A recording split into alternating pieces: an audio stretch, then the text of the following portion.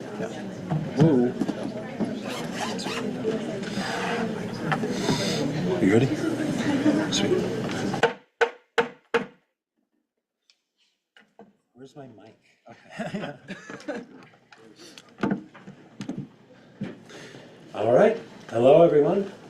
I'll be your speaker for the evening. I've appointed some folks pro tem. And it's my honor to call to order the 18th session of the 55th Synod. For all those willing and able, please stand with me for the Pledge of Allegiance. Pledge allegiance to the flag of the United States of America and to the republic for which it stands, one nation, under God, indivisible, with liberty and justice for all. Thank you. With that, we'll move now to our land acknowledgement.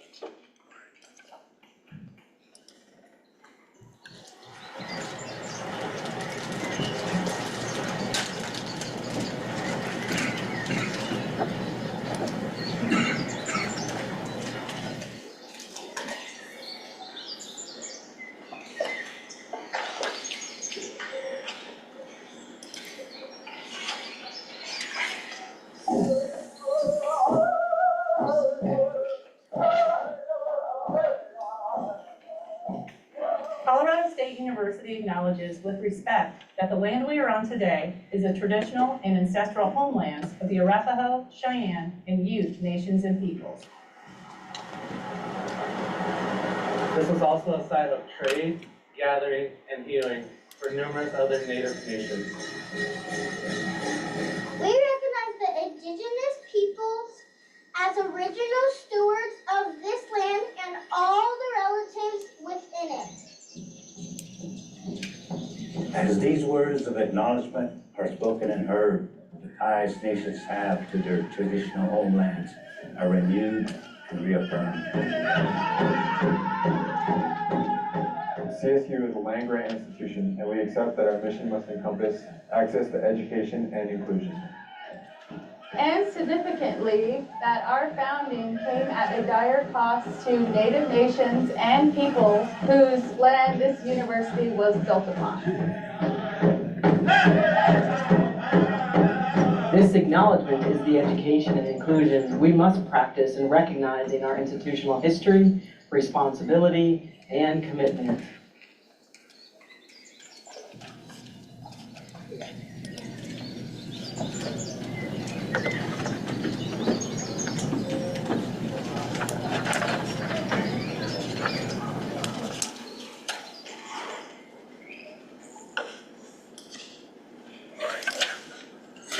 Excellent. With that, we'll move now to the swearing in of any new senators or associate senators. Do we have anyone?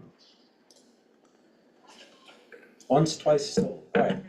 Seeing no one, we'll start now with beginning roll call.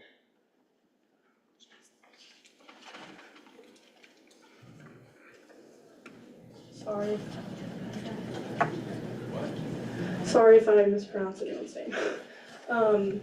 Speaker Pro Tempore Lutz. Resigned. Parliamentarian Falbo. Present. Senator Jones. Senator Eddington. Present. Associate Senator Price. Associate Senator Escobar. Present. Senator Bushau. Present. Senator Diggs. Present. Senator Chuck. Present on Zoom. Chair Monanti. Present. Senator Roberts. Present. Senator Rivera. She's online. Associate Senator Wilkin. Present. Associate Senator Cure. She's also online. Senator Johnson.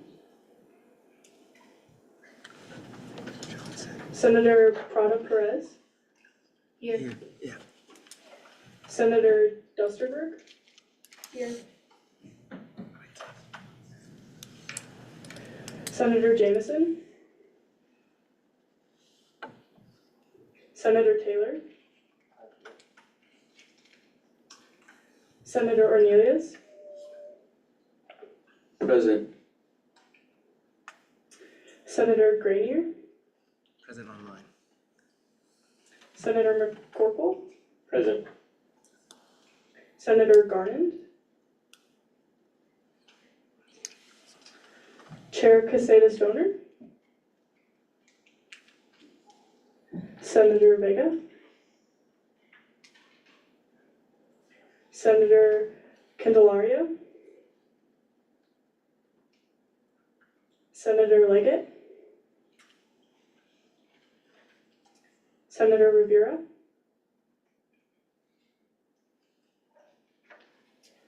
Associate Senator Monique Gonzalez. Also, I'm present for Chair Rivera.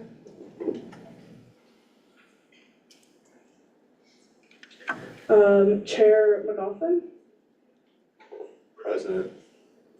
Senator Hansen. Senator Batchaman. Present. Senator Grant. Senator Corey. Here. Senator Hajara. Senator Bone. Here. Senator Mendoza. Present. Associate Senator Pratt. Senator Hernandez. Oh, present online. Senator,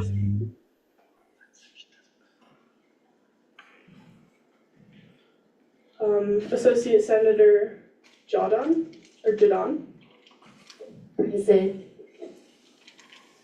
Senator Frisky.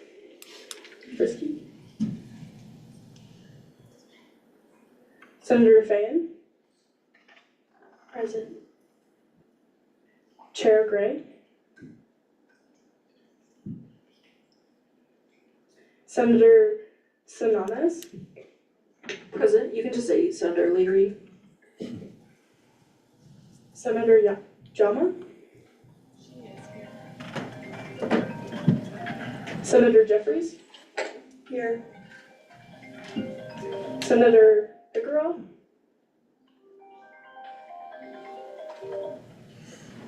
Associate Senator Grew. Here.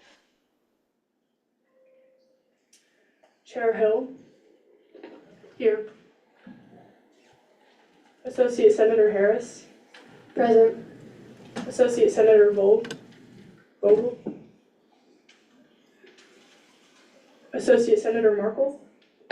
Here. Associate Senator Robertson. Chair Francisco Roy. Senator Tornado. And Senator Singleton. Present.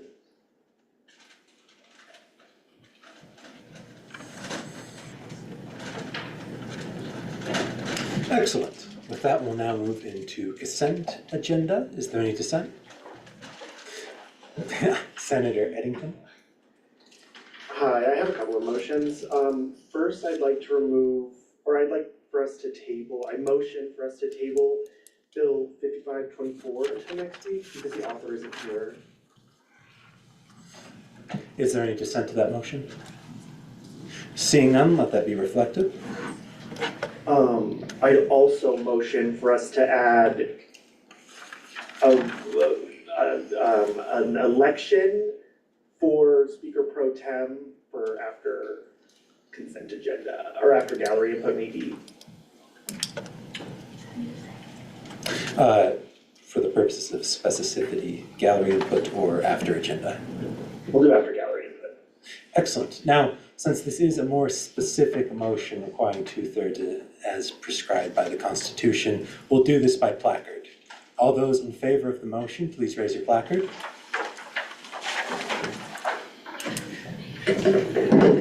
Point of clarification, can I vote as temporary parliamentarian or no?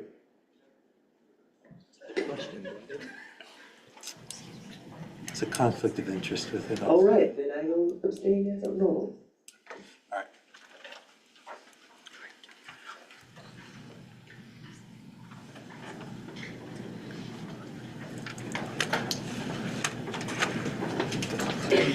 You please vote them down. All persons opposed?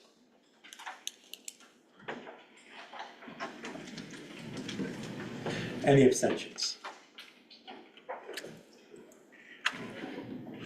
And online? Online, hang on. Chaos of it all. There.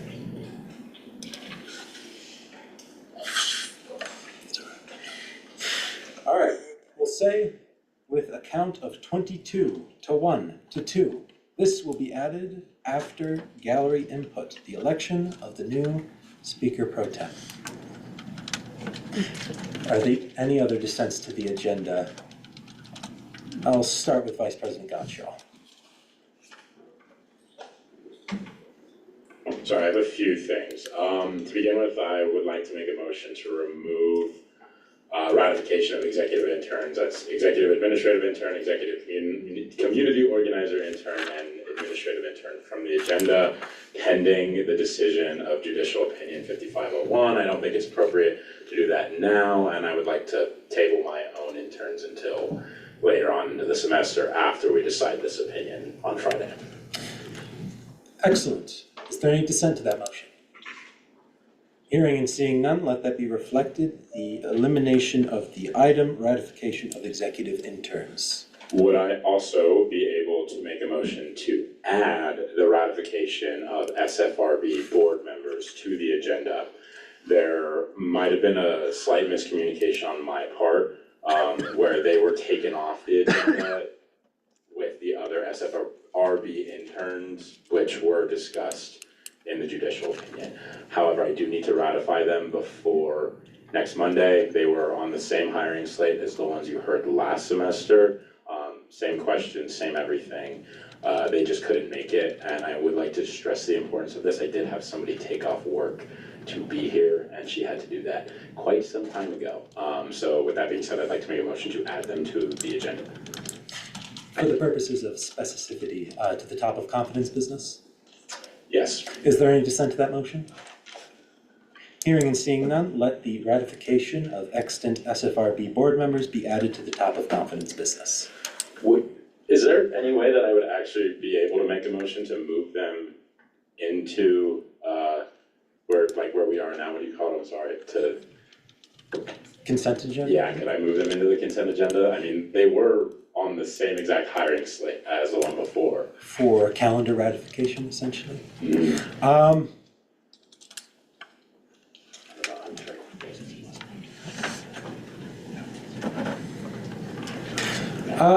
I would like to amend that motion. Could I move it right after?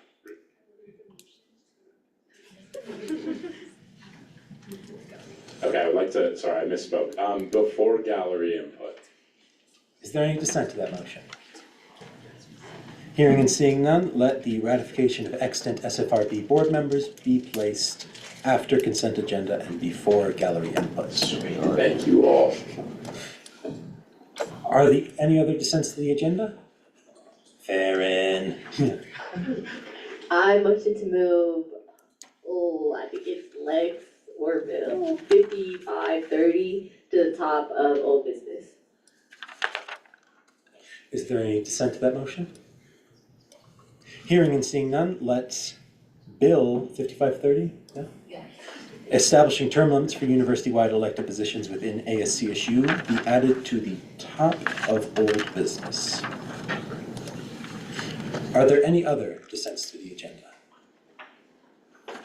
Hearing and seeing none, we will now move into our new item of the ratification of extant SFRB board members. If they may go up.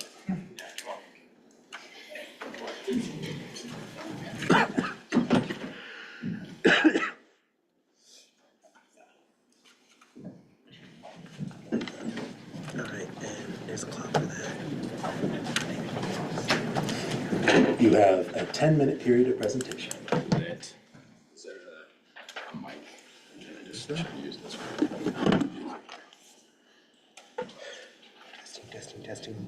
Testing. Sweet. Right. Your 10 minutes starts now. Thank you. For those of you that I do not know yet, my name is Joseph Godshaw. I'm the Student Body Vice President for ASCSU. Thank you so much. Part of my job is leading the Student Fee Review Board, where we meet over the year to assess the validity of the student fees, among other things. We hear presentations from every single student fee funded area, learn what they do for student services, and then later we invite them back into the spring to hear their budget proposals to see if they would like an increase to that student fee. One of the things that we decide is the necessity of the student fee package, meaning that any increases that want to be heard by the administration and therefore the Board of Governors have to come through us first, which then we present to you at the end of the year in the form of a bill and the fee package. I have a big board. I've been told we haven't seen a full board in a really long time. We are maxed out at our 30 members right now. And we have representation from almost every college, almost every year, a bunch of different like clubs, groups, organizations on campus. And with the addition of our graduate student representative who will be joining us later, we will have a pretty comprehensive group of people. Can I ask for a show of hands? Does anyone remember ratifying the last group of SFRB board members last year? Woo, that was super fun. All of these lovely individuals were hired alongside the previous ones. They just couldn't make it due to time conflicts. Everyone understands how that is. So they were asked the exact same questions, went through the exact same hiring process, and stood before the exact same hiring panel that they are now and that the people before did. So I'll skip the overview because I know everybody's heard it, and I'll allow them all to introduce themselves. If you guys just want to go down the line and say your name and your major and, I don't know, just your name. My name is Grace Bennett. I'm a senior and I'm a hospitality and event management major. My name is Scarlett. I'm a marketing major. I'm also a senior. My name is Allie Watley. I'm a senior as well, and I'm studying accounting and finance. I'm Will Scott. I'm a senior studying construction management. Hi, my name is Piper Bimson, and I'm a business admin and economics double major. Hi, I'm Vivian Schulstack. I'm a first year, and I'm double majoring in history and economics with a minor in German. Thank you. And before we move into the rest of this, I just want to say, keep in mind, they are but a piece of the larger board. They do not represent the entire board. They are just simply a subset of people who I need to get ratified, and they do a great job on the board. They were at all of the meetings last semester.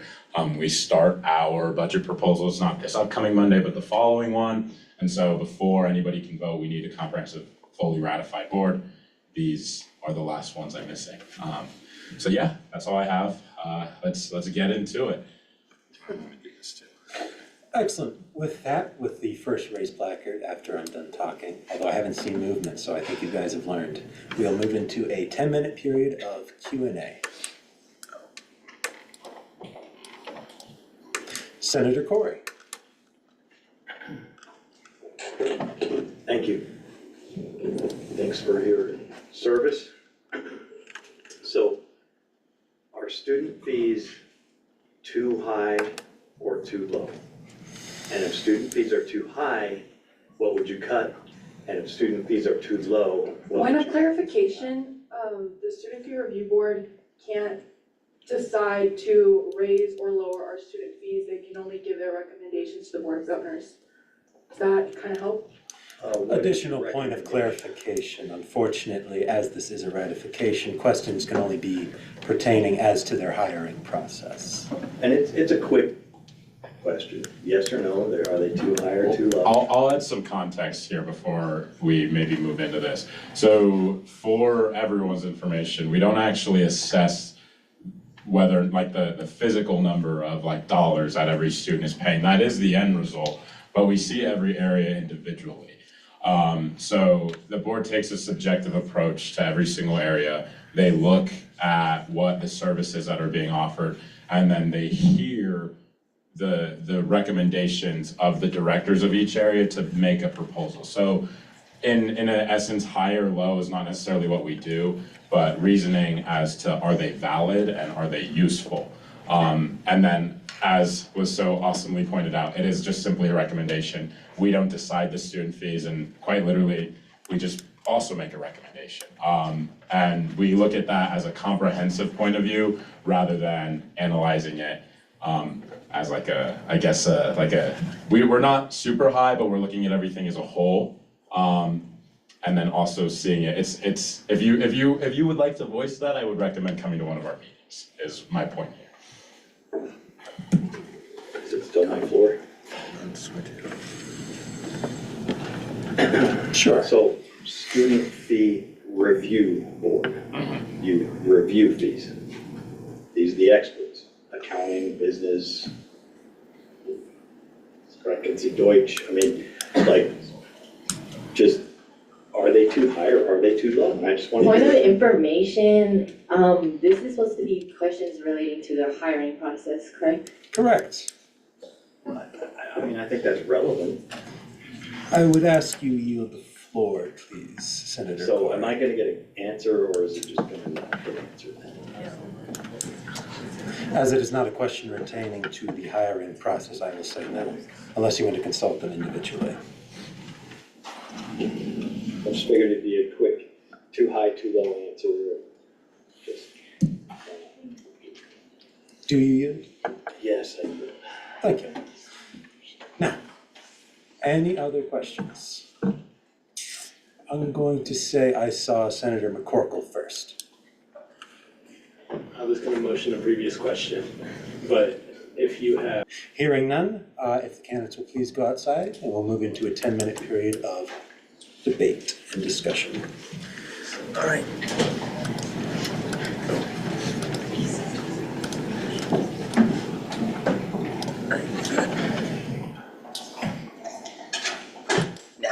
Okay, they're gone. All right, yeah. All right. Anyone have any points of discussion or debate, beginning with the first raised placard? I'll start with Senator Eddington. Well, I was just gonna motion the previous question. But they seem great. Very well. Is there any dissent? Just very briefly, I'm not here to waste anyone's time. I mean, you know my point, okay? Senator Corey, we heard a dissent, and with that, I'll now move to a placard vote as to the question of the previous question. Point of information, you could make a motion, a secondary motion to open discussion and debate on this motion if you wanted to debate that motion. So moved. Do I hear any dissent to opening debate on moving the previous question? Dissent.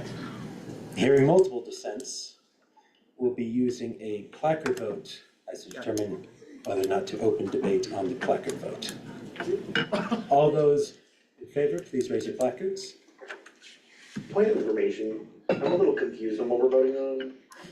I'm so sorry. This is a placard vote as to open discussion and debate on the motion of moving to previous, on moving the previous question, essentially going to vote, moving out of discussion and debate. Okay. All right, with that, all those in favor, please raise your placards. No. If you are in favor of opening discussion and debate as to the validity of the previous question, essentially if we should move out of discussion and debate, please raise your placards. To move out of it? To move into. Sorry, May I clarify? Basically, what we're doing, from my general understanding, is that if you motion, raise your placard if you want to move into a discussion and debate about moving into the previous question. And if you don't, do that on the no. To run through the timeline one final time. Senator Ennington moved the previous question, essentially whether or not we should leave discussion and debate. Senator Corey dissented and then moved to open discussion and debate on the validity of moving the previous question. So essentially, we're discussing or we're voting on whether or not we should talk about moving the previous question.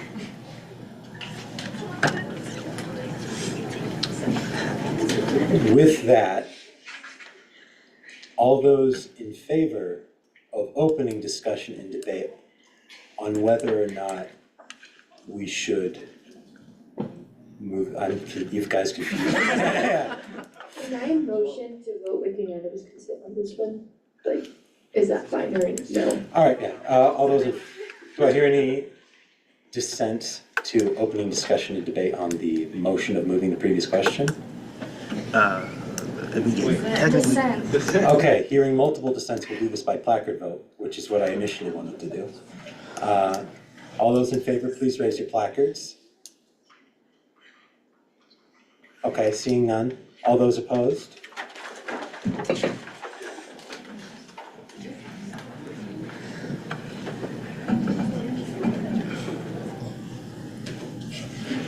All right. Any abstentions? With that, with a count of 0 to 24 to 0. What? A count of 0 to 24 to 1, we will now be moving to consider moving the previous question. So essentially, now we're voting on whether or not we move the previous question. Okay. All those in favor of moving the previous question, actually, I'll just do unanimous consent. Is there any dissent to moving the previous question? Seeing none, we move the previous question. We now go on to vote for these members. Senator Singleton? No, not yet, not yet. Not yet, not yet, get them out, get them out. Keep them out. They're not yet. They haven't been voted for. They can't know. Yeah. I motion to unanimously all these. I would also entertain a motion to put these candidates on the slate. I motion to put all these candidates on the slate. Is there any dissent to that? No, all right. I motion to vote unanimous consent that all these members on the slate are accepted. All right, is there any dissent to that? Hearing that, the new SFRB board members are approved. Wait. Dear God. No, go, you're good. You're good. Hold them in now.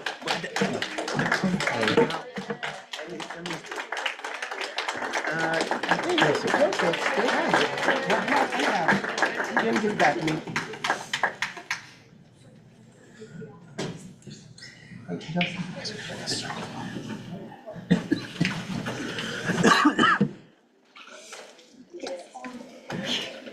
We got through there.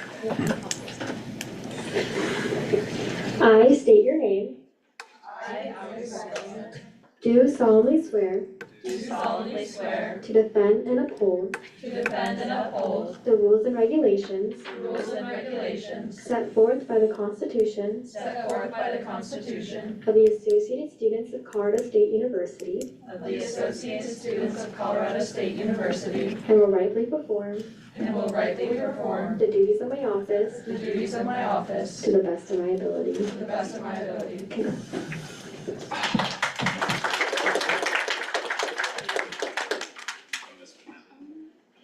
Thank you, everyone.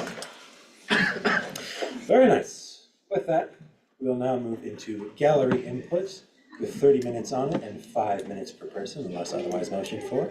Do we have anyone in the gallery that wishes to speak? Point of clarification, did you say 30 or 45 minutes? 30. Yeah. Well, Timer said 45. Oh. Your clock is wrong. Your timer's on there. For discussion. Just do 30. Yeah. 30. All right, with that, I just see one. With that, you can move on now, I guess we'll say. You're right. Doesn't matter. Do you want me to take it over? Okay.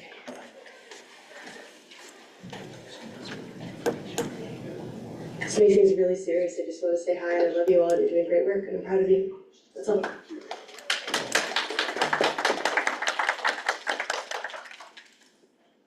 Aw.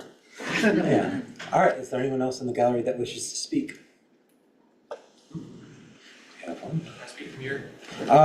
For accessibility purposes, you need to use a microphone. We can hand you one or have you come up front, whatever it is.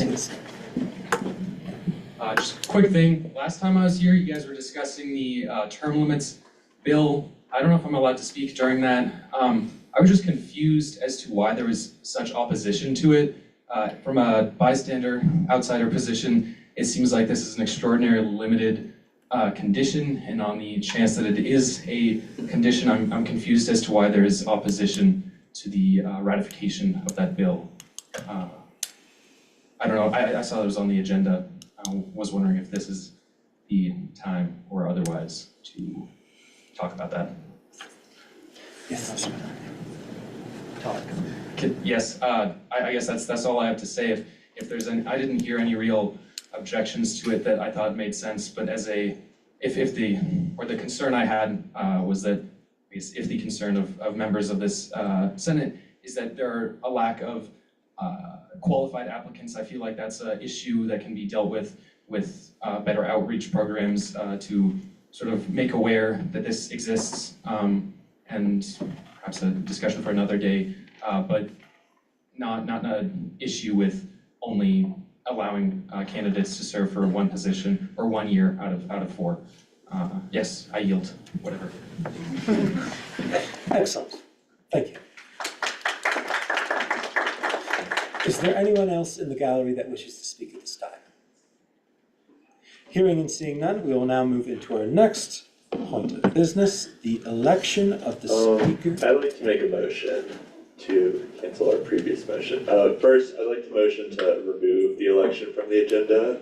My reasoning after discussing with other people is that we all found out about this position opening basically on Monday, and I don't really think there's been enough time for people to consult with previous speaker pro tempores or other members of the Senate to really know if they want to run for this position. If anyone would like to refute that. First things first, before we consider things, do I hear a second to that motion? Second. All right, hearing a second, I suppose since I did see plaques, I will open up 5 minutes discussion and debate. Give me a second. Beginning with the first race placard. Amika. Hello, lovely Senate. I would like to explain a reasoning for pushing back this election, since this Speaker Pro Temp position has only been vacant for a week, and it's the second highest position in Senate. I think it would be very beneficial for candidates like Jared McLaughlin has said to have time to speak with Speaker Reese and former pro tempore to better understand the weight of this position, since it is very difficult and very important. I also see no need to rush into this election, since Speaker Reese has formerly served as Speaker pro tempore, and she can take up some of the responsibilities for the time being. And those are my thoughts. I yield. Excellent. We'll now move to Senator Singleton. Yeah, I would just like to add on to the point that the, say, onboarding, or for someone who would become new, the documents haven't been written yet, for them to be able to become the speaker pro tempore. Point of information on which documents are you talking about? Sorry, I'm blanking on the name. Transition report. Sorry, transition report. Thank you. Okay, Right. oh, sorry. That's pretty much it. Clarification. Yeah. Thank you. I yield. Senator Eddington. Hi, so first I'd just like to say Speaker Reese isn't here to fill in those obligations. While she does have the knowledge to do so, I agree with that and I'm not refuting that. Secondly, I don't think it's responsible for us to just sit on our hands when we have the second highest position in this Senate and we have the ability to elect that position now. I don't think it's responsible for us to say, well, we're just gonna wait when we have the opportunity. Like, I recognize that I come from the military and it's a very fast-paced environment, but this is how I think things should be done. We have the opportunity to do stuff, we should do it. I yield.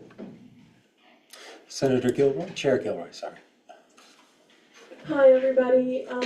Just to kind of reiterate what Amika and Jared were saying, I really agree with them on what they've mentioned. I think it's really important because this is such a big role that there's some discussion between the people who are interested in the role and the people who have experience with it. And so I think it'd be really beneficial for the people moving into the role to have that open dialogue before having this vote and to also see what kind of undertaking it would be. And I completely understand what you were saying about how being fast-paced is really beneficial to the Senate body and having this position filled. But us saying to push it back 1 week would really not be, like, we're still having a finite, definite time period where we're gonna make this decision, and it's pushing it back 1 week further so that these conversations that might not have happened yet would be able to happen. And so that this conversation between people who have experience with it and people who haven't had experience with the role would be able to discuss and deliberate. And I don't think this past singular week that the position has been open, that has been able to happen yet. So I yield my time.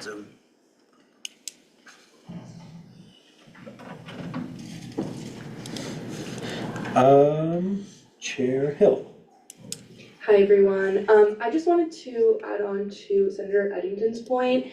I think we might all be able to see from how quickly last semester might have flown by that this is a very short time period, and I think every week that we wait for this election, it's a week that someone is waiting to be onboarded. It's a week that, you know, there is this vacancy. I think as like a body, we are all very like driven, passionate, and very motivated. So I believe that the candidates that might be interested would have plenty of time, just like the same amount of time that a bill might be discussed before first reading. Thank you. I yield. If I might also, before we move, provide a point of clarification. According to our Constitution, a replacement for a Senate officer must occur within 3 weeks of their resignation, removal, etc. So the most we can wait is 3 weeks, just to provide that. Farron. Yes, kind of speaking on Miriam's point and also Noah's point as well. I really agree with Miriam when she said that people that do want this position are ready for it now. There's not, and I think if we were, the argument— Point of order, we are out of time unless anyone would like to motion for any more. Senator Singleton? I motion to add 5 minutes onto the. Second. All right, is there any dissent to that motion? Hearing none, let 5 additional minutes be added to the clock. Farron, you may. Kind of on that note, I think the argument of waiting that week so people can prepare, would we really want a speaker pro tempore that took that week to decide that they wanted it to now get it? That doesn't really make sense to me. And really on Miriam's point, I think we had a really slow start to the semester, our first semester, and one of our goals this year is just kind of hit a running, and I think if we keep putting it off, it offers too many complications, at least for me. I would want it feel faster more than later, because the speaker pro tempore, like we said, is the second in command. It does a lot of things, and I think that's something that's needed now rather than waiting. Like, I've already had issues with my constituents or with other senators in this room that are looking for a speaker pro tempore, that are looking for a speaker, and we don't have that. Like, our speaker isn't here. Our pro tempore, we don't even have one. I think that if it's our constituents and other senators are already saying, we need this help, why wait? I don't see the argument, and yeah, I yield. Diana?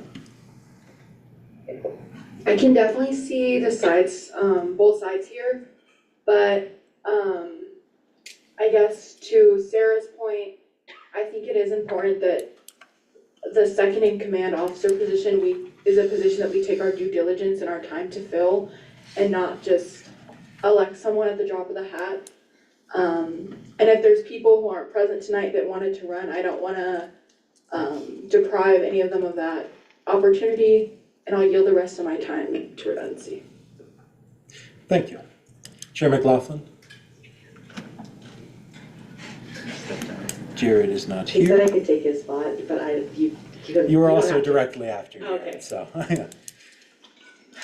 I would like to offer my expertise and just say there's a really obvious answer here that can solve everybody's problem. Elect an interim tonight, you have 3 weeks, problem solved, everybody's appeased. I yield. I like that idea. Senator Bone? I think this has kind of already been touched on, and I also think this was a point of clarification, so I could have said it earlier. But this position will only be held by, hypothetically, if we elect someone tonight, will only be held until the 56th Senate is put in place, which really is not that long, correct? Right. Sorry. Yes. I also would like to give my support for the idea that was just put forward to elect an interim for the time being. I yield my time. A pro tem. With that, we will go to Speaker Reese, who is online. Hi, everyone.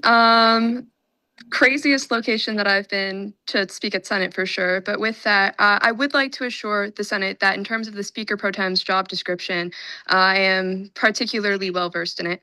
The job description's contents, furthermore, can be delegated to members of Legislative Cabinet. They're meeting this Friday. Electing and rushing to elect a Speaker Pro Tempore is not a good move. With all of the information I have, all of the ASCSU, everything that I've got, I would urge you all to wait a week. Let me talk to candidates. If you have any interest, please reach out to me. I can text you until this Friday. Yeah. Maybe take a pause. Everything will be okay. I know it's scary having no speaker pro tem.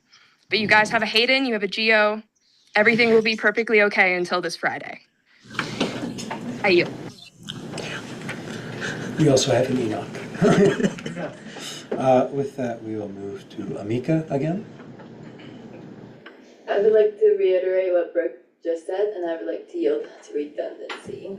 Chair Gilroy? Just as far as the idea of, sorry, lost my train of thought for a second there. As far as the idea of it being a short time period, that we have this Speaker Pro Temp, I feel that no matter how small the time is, it really does matter. That we have somebody that is gonna fill this position well. 6 months is a long time, especially in the Senate with what we can pass. And how many people we can onboard and. We are out of time, unfortunately. With that, though, I might make a bit of a judgment call. With respect to all of you and all of your time, I think many arguments have been said tonight, and I would entertain us voting on the motion to remove the election of the Speaker Pro Tem.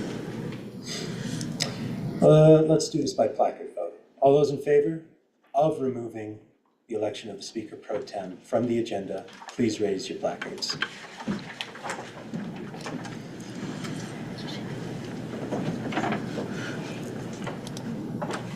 Then you'd have 2 yeses online. All those opposed?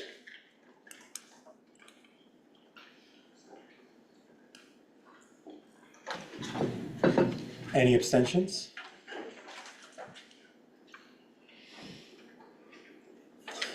All right. Staying online. When I'm staying online.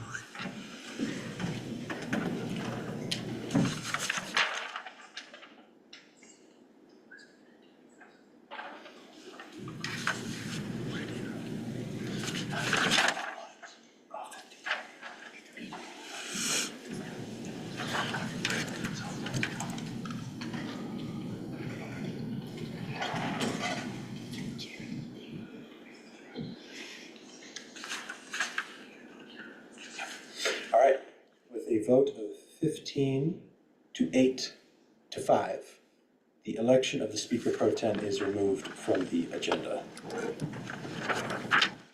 With that then, Farron? I don't know, would it be possible to motion for the interim? I don't even know what I would say, I'll motion to make a vote for interim pro tem 4. So I can add a point of clarification to this. Per the Senate bylaws, the chair was allowed to appoint somebody to fulfill that position until that is filled. That's kind of essentially what I'm acting as tonight. If you want to, you might be able to do that. I don't fully think there's anything that says you can't, but there was a process set in place that we can have somebody in the position for the time being. Okay, point of information, will it be you for the rest until we find someone? Gio has appointed me to fill this for him tonight, Okay, so. I'm satisfied, thank you. Chair Rivera, did you have something?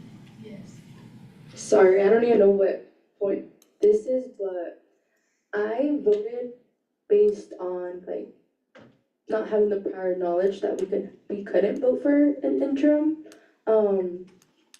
Cause that was never made clear. And I don't know who else voted that way. But yeah, I yield my time.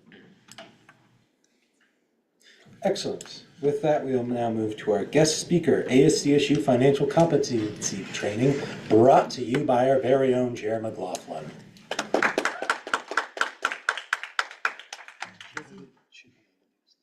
Newsletter, all right, hang on. Financial structure, there it is.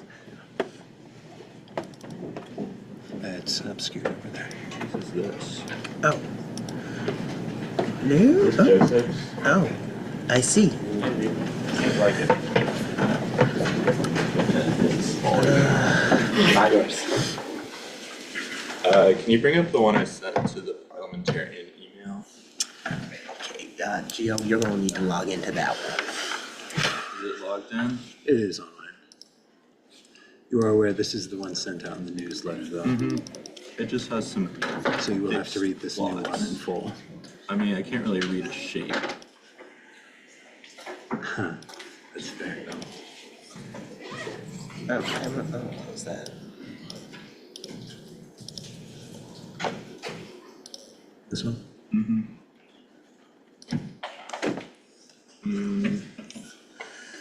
You have 45 minutes. Awesome. Let me get to that one. Alright, hello everybody. This has been in the works since October, so excited I finally get to present this. Tonight I'm just gonna be giving y'all a very wide-ranging overview of how finances work in ASCSU and some upcoming challenges we might face this year. So I'll get right into it. Next slide. Yes, the agenda, we'll go over the role of each branch, a summary of what the budget is, summary of our ASCSU accounts, the role of legislation, spending information and guidelines, and then our future plans. You go to the next one. So what does the Constitution say? Article 2 of the Constitution gives the Senate pretty much all financial powers in ASCSU. We're the primary financial decision maker. We're the ones that write legislation that spends money, allocates money, all of that stuff. But the other branches also play an important role in our financial system. Get to the next slide. I'm not gonna read all of this, but I'll just give you all the gist. The main function of the executive branch when it comes to finances is they're the ones that spend all the money. The Senate allocates the money, the executive branch spends it. That gives the executive branch wide-ranging decision-making power on what's the best way to spend that money, like should we buy from Amazon versus Target, stuff like that. The president also writes the budget recommendation each year. This is a document that includes the best recommendations on how money should be allocated in ASCSU. And this power is delegated to the president because as the leader of the executive branch, they're the one that or they are the one that is most aware of what the executive branch and all of ASCSU needs and are the one best equipped to make those decisions. The judicial branch does their typical judicial branch role of making sure things are done fairly and following all rules, just with money. Next slide, please, and next. So the budget is kind of a word that I throw around a lot, but the budget usually means the annual budget of ASCSU. This is the bill that we passed last spring that determines funding levels for all of fiscal year 26, which is what we are in. Just as an aside, fiscal years run from July 1st to June 30th, and fiscal year 26 means that it ends in June 2026. The budget is what decides how all revenue from the student fee and other sources is allocated. And the bulk of it is, again, based on the recommendations given by the president, or the incoming president, who makes those recommendations based on their own goals and meetings with our many ASCSU staff advisors. Next slide, please. So, I'm not sure many of y'all will have looked at the budget because I think I might be the only one that actually cares enough to look at it. But if you did, this is just kind of a guide to what it means. The current template that I have created is based on the template used by the Colorado General Assembly, which creates the budget for the entire state of Colorado. We do not have nearly as much money as them, so ours is a bit smaller. But it breaks it up by division, which is normally executive, judicial, legislative, and then contracts, grants, and administrative costs. It's then broken up into an entity. This is usually like a department, like environmental affairs, Senate, Supreme Court, elections. And then it's split into payroll expenses, which is our costs for all employees, and then operations expenses, which is our other costs that usually go towards programming. Next slide, please. So the budget, in this sense, is a legislative document, not an accounting document. If you looked at our actual accounting workbook that describes all of ASCSU's money, it looked very different and a lot more confusing to most of you, unless you're like a finance, econ, or accounting major. And even then, it might not be very intuitive. So there's a lot of differences between our legislative budget and our accounting budget. And it's kind of my job to work between those differences to make sure that the decisions we make line up with the decision, or with the numbers our accounting team has. Next slide, please. So this gets a bit into the accounting parts of our budget. The university uses a very, very large accounting system that's based on a hierarchy of departments. And within each department, there's a number of accounts. Some departments have upwards of like 400 accounts. We only have 6. There's our executive cabinet, which includes the Senate discretionary budget, or Senate legislative cabinet discretionary budget, and Supreme Court. The general fund, which is kind of our big pot of money where we put all of our revenue, and that is also where things like the Senate discretionary fund, our contracts with the Collegian and New York Times are kept there, our reserves are kept there. Basically anything that doesn't have a specific place is kept in the general fund. Payroll, that one's self-explanatory. Office supplies, BSOF, Board for Student Organization Funding, and travel grant. Within each of these accounts, there's sub-accounts for specific departments, specific use purposes, things of that nature. And then within those sub-accounts or the larger accounts, we have line items, which are what we as the Senate have decided this amount of money for this purpose. Next one, please. So this is kind of a breakdown of how our money is allocated right now. You can see that contracts is by far the biggest source. This is because about half of our revenue goes to the Rocky Mountain Student Media Corporation. I I would encourage y'all not to have thoughts about that. This is not really something we can or should change. We have a long-standing relationship with them to fund the Rocky Mountain Student Media Corporation. About 8% goes to executive cabinet programming, 18% to payroll, and then various other uses. BSOF is also a big one. Next slide, please. And then these are just the dollar amounts. Yeah, next slide. We can skip through this. I'm a bit tired. So this is our breakdown of payroll currently. You can see that a big share of it goes to admin. This is because we have 2 actual employees on staff in addition to all of our student employees. These are Farah, our accountant, and Elisa, our administrative something. I can't remember her exact title. Assistant. Yes, that. Farah basically handles all financial aspects of ASCSU. Elisa is basically HR for ASCSU. But since they're actual staff, they get paid quite a bit more than our student employees and take up a good share of our budget. Then we have Senate positions, Office of the President, various other executive positions, and then judicial positions. Next slide, please. So I'm actually gonna skip this. I think we're all tired. Operational budget breakdown. You can see from looking at this that most of the operational budget goes to the executive branch. This makes sense. The Senate is in charge of having fun debates and deliberations on all sorts of legislation. The executive branch is in charge of holding events and doing programming. These are our jobs, so we should stick to them. Next slide, please. Okay. So this is the general structure of how our money flows through ASCSU. Every year we get fee revenue when students pay their student fees. We never know exactly how much it is until it hits our account, which is a fun budgeting issue. But when that revenue comes in, it goes into our general fund. And from there, we as the Senate decide to allocate it to all these different uses. And from there, we take it out of the general fund and put it into other accounts to be spent.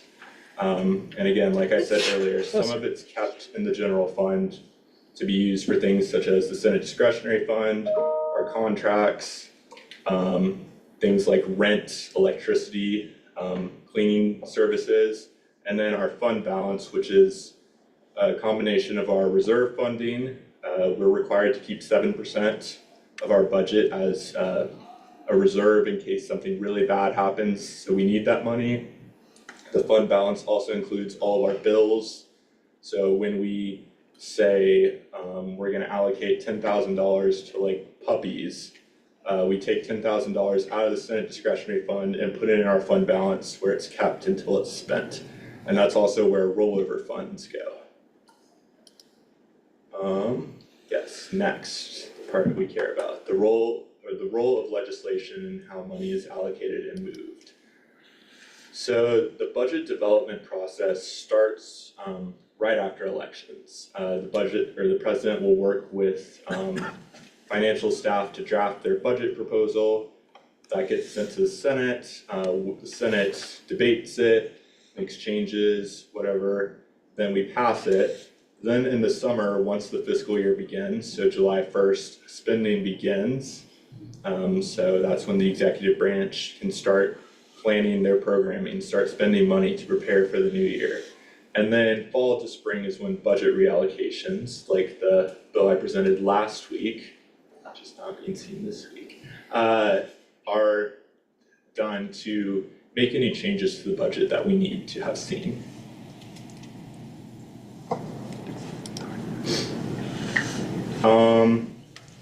I think I described this last week, but a budget reallocation is just changing the budget that we originally passed to make it better suit our current needs. Usually not many of these happen. Technically anyone can write one, but if you do want to write one, it's highly recommended that you talk with me, Jakai, and our accountant first. Okay, spending information and guidelines. So ASCSU typically spends money by one of three ways. We can reimburse purchases, we can pay for a bill using a P card, which is a type of special credit card that the university owns that does not have to pay sales tax, but you have to be very careful with it because if you lose that credit card, you basically get sent to like CSU jail. Or I don't know where. Or we can pay invoices. So this is pretty important because ASCSU cannot outright pay someone some amount of money. If we say in a bill that we're allocating $10,000 to, what's a club? Sci-Fi Fantasy. What? Sci-Fi Fantasy. Sci-Fi Fantasy Club. We can't just give Sci-Fi Fantasy Club $10,000. That's not how we work. We would get in quite a bit of trouble because we have no paper record of how that money is spent. Once it leaves our door, we have no clue if Sci-Fi Fantasy Club is using that money for what they say they are, or if they're buying like, I don't know, 600 racks of beer. So the way we do it is Sci-Fi Fantasy Club makes a purchase.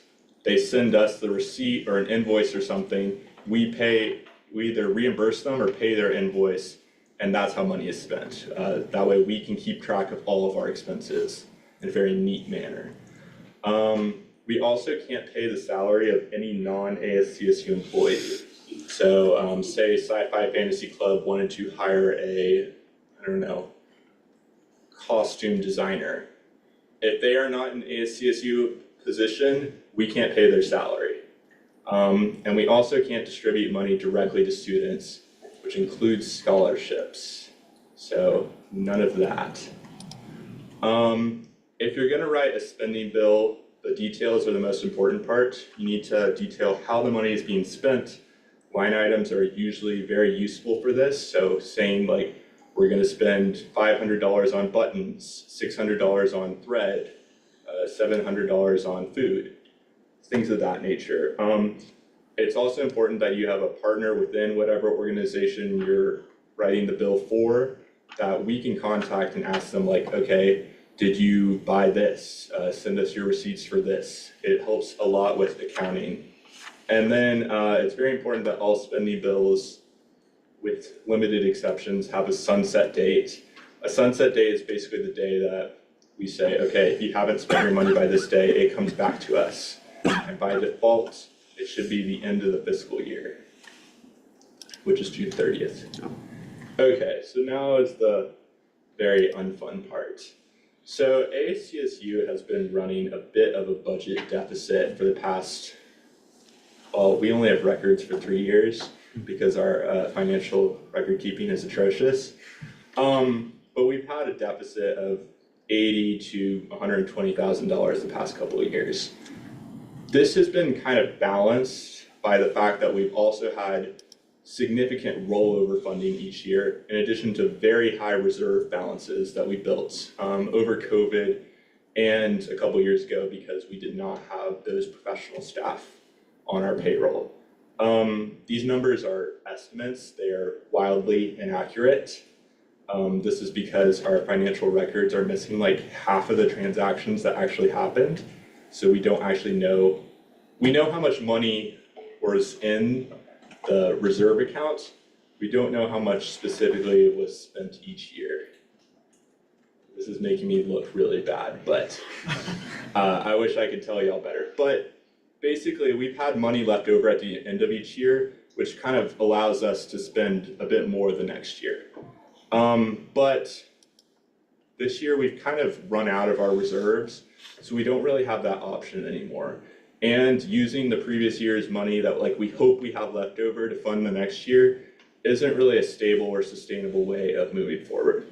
So this year we will likely have to decrease our spending by quite a bit because not only will our revenue not increase, we're probably not going to get a student fee increase because, I mean, y'all all know that the financial situation of the state of Colorado and CSU are not great, to say the least. those billboards might be a good sign of that. But also, we don't really want to increase revenue because, like was mentioned earlier by, he's gonna miss it. Like was mentioned earlier, whenever we increase our revenue, what we're really doing is increasing the cost for students to attend Colorado State University. Even if we increase our ASCSU student fee by $1, that means every student at CSU is paying $1 extra. So we really have to decide, is it worth it for our programs to increase that fee by $1? Are we really giving $1 of value back to every student? So that's not really an official stance one way or the other. That's something for y'all all to wrestle with. But basically, we're not getting more money next year above what we got this year. So what we have to do is decrease our spending. I am working on a strategy to do this. I invite everyone in ASCSU to collaborate on this, but we will have to make some decisions moving into next year about what we want to keep, what we don't. Personally, I think the best way to go about this is by looking at all of our expenses and thinking, okay, do we really need $5,000 for this, or can we do it with $4,000? And just right size our budget to our needs. This will require careful cooperation between us, the executive branch, and the judicial branch to make sure that's done across the organization. But yeah, that's where we are right now. And I'll take any questions. Oh, do I get to pick? Yeah. Sure. Senator Eddington. When you said we need to decrease our spending this year, that's like this semester this year, the one that? No, when we pass our new budget for fiscal year 2020, which would be starting July 1st of 2026. Thank you, that was my only question. I yield. Yeah. Alright, this might be a stupid question, but what happens if we are in a deficit and we do not have any money to bring us out of that deficit? We can't spend money we don't have. Actually, I think that's in the Constitution. Yeah. But, I mean, if we pass a budget that spends money we don't have, that money's not getting spent. So, I don't really know if there's a mechanism within ASCSU for that, but I can assure you that we will not be, or we don't have the ability to go into debt like the federal government. We can't go into debt at all. I was pretty sure that, yeah, we couldn't go into debt, but I didn't know if we had a mechanism for something like that. We basically have a 7% reserve from year to year. So the university basically requires most departments to save 7% of their income each year in case something bad happens. We're not really supposed to touch that. So in theory, that's where we come from. But again, we should be saving that for if something bad happens, not, oh, we didn't want to make a tough decision. All right, so thank you, I yield.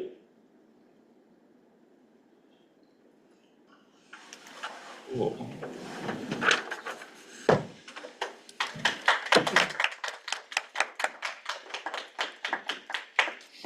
Thank you, Jared. With that, we'll move into executive reports. Does anyone from executive have a report?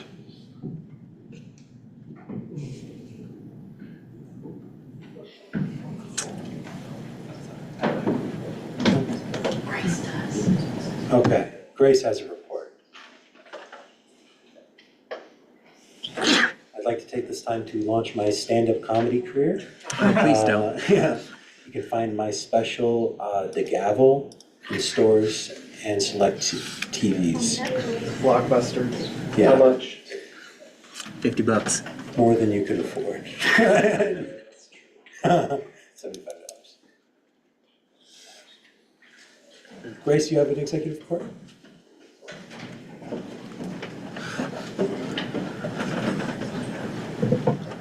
Hello, if we haven't met, my name is Grace, I'm the Director of Traditions. One of my roles is facilitating the student submissions for the Forever Green shirts. It's that shirt that you get when you're a freshman. So if you or anyone you know is interested in submitting a design to be considered to be put on the ballot, please get that in. I did post the link in the Teams. I'm happy to send it to you via email. If you have any questions, I'm happy to answer those now, or you can come find me during my office hours. Cool, thank you.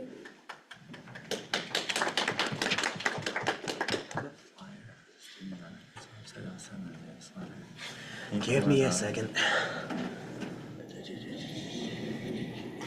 Maybe not. Might be blind. Yeah, you guys pull the page on the website. You don't have to read the page in full. Ah, there. Yes, this one. Oh, so we can just drag that tab. Actually, hold on.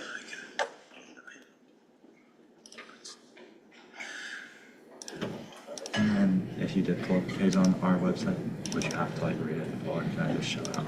If it was on the website, if it was on the, was it on the newsletter? It's not, well, not the whole website, it's a different page. It's a new tab it's on. It's not that deep. So I just wanted to announce a new project that we've been working on and just got released on the ASCSU website. Melanie and I have been working on it. It's modeled after C2C's website, which is a bunch of discounts for the professional staff at CSU, but this is for all CSU students. So if you go ahead and pull this up, it's on our official website, it's student benefits, and there's about 40 discounts right now, a lot of different stores in Fort Collins on campus and off campus. It lists a bunch of different deals. There's some boutique stores, there's some different clothing stores, coffee shops, that kind of style. There's like 10% discounts, 50% discounts. It really varies. And so Muse Boutique actually is, if you know our assistant director of registered student organizations, it's one of her favorite shops. So she sent me it. She said you should ask them for a discount. And I sent them an email randomly, and they gave us a 10% discount to all CSU students. So if you guys have any different firms or companies in Fort Collins that you would love a discount on, you should let me know what it is, and I'll reach out. I've reached out to a bunch, Molly and I both, and so we're trying to get more and more. There's some in the process right now. We're just adding them to the website as we get them, but I wanted to kind of show you all, and then you should shout it out and tell all your friends and use the discounts. That's all I got. Thank you guys so much.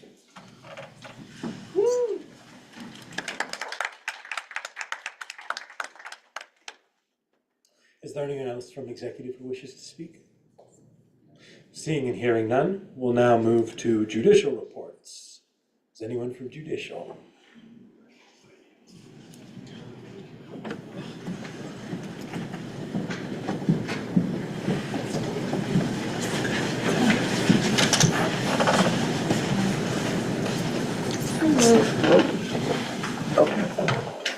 Maybe.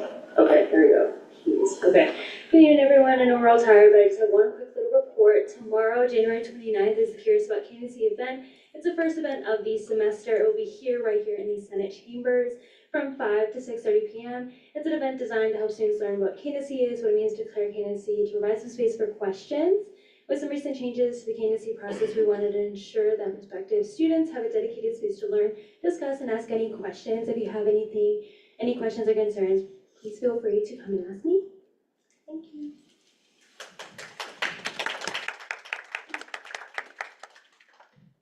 Hi everyone, my name is Sarah. I'm an Associate Justice for the Supreme Court, and I'm going to be giving this week's weekly reports.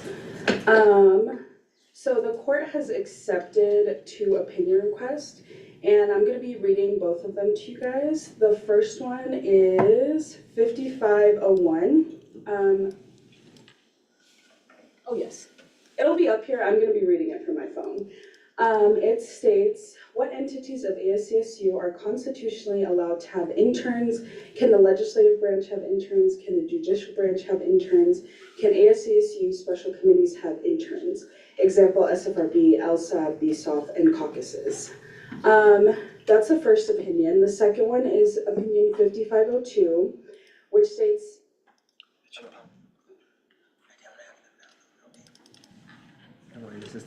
okay.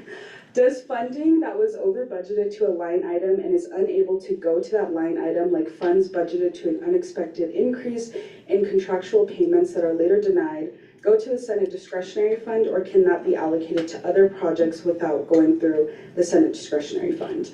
So these are the 2 opinions that we'll be ruling on. We meet on Fridays at 6 p.m. So if you would like to submit any briefs to the court, make sure you submit it before that time so we can go over it. And for anyone that doesn't know, a brief is just a document where you can state your opinion on how we should rule in a case. Some people like to include things from the Constitution that they cited to come to that decision, but you don't have to do anything like that. If you just want your opinion to be heard, then feel free to submit those to us. The only other thing I have for you is a reminder that all senators need to reapply, and candidate applications are open until February 13th. And you can find those on the ASCSU website. That's all I have for you. Thank you.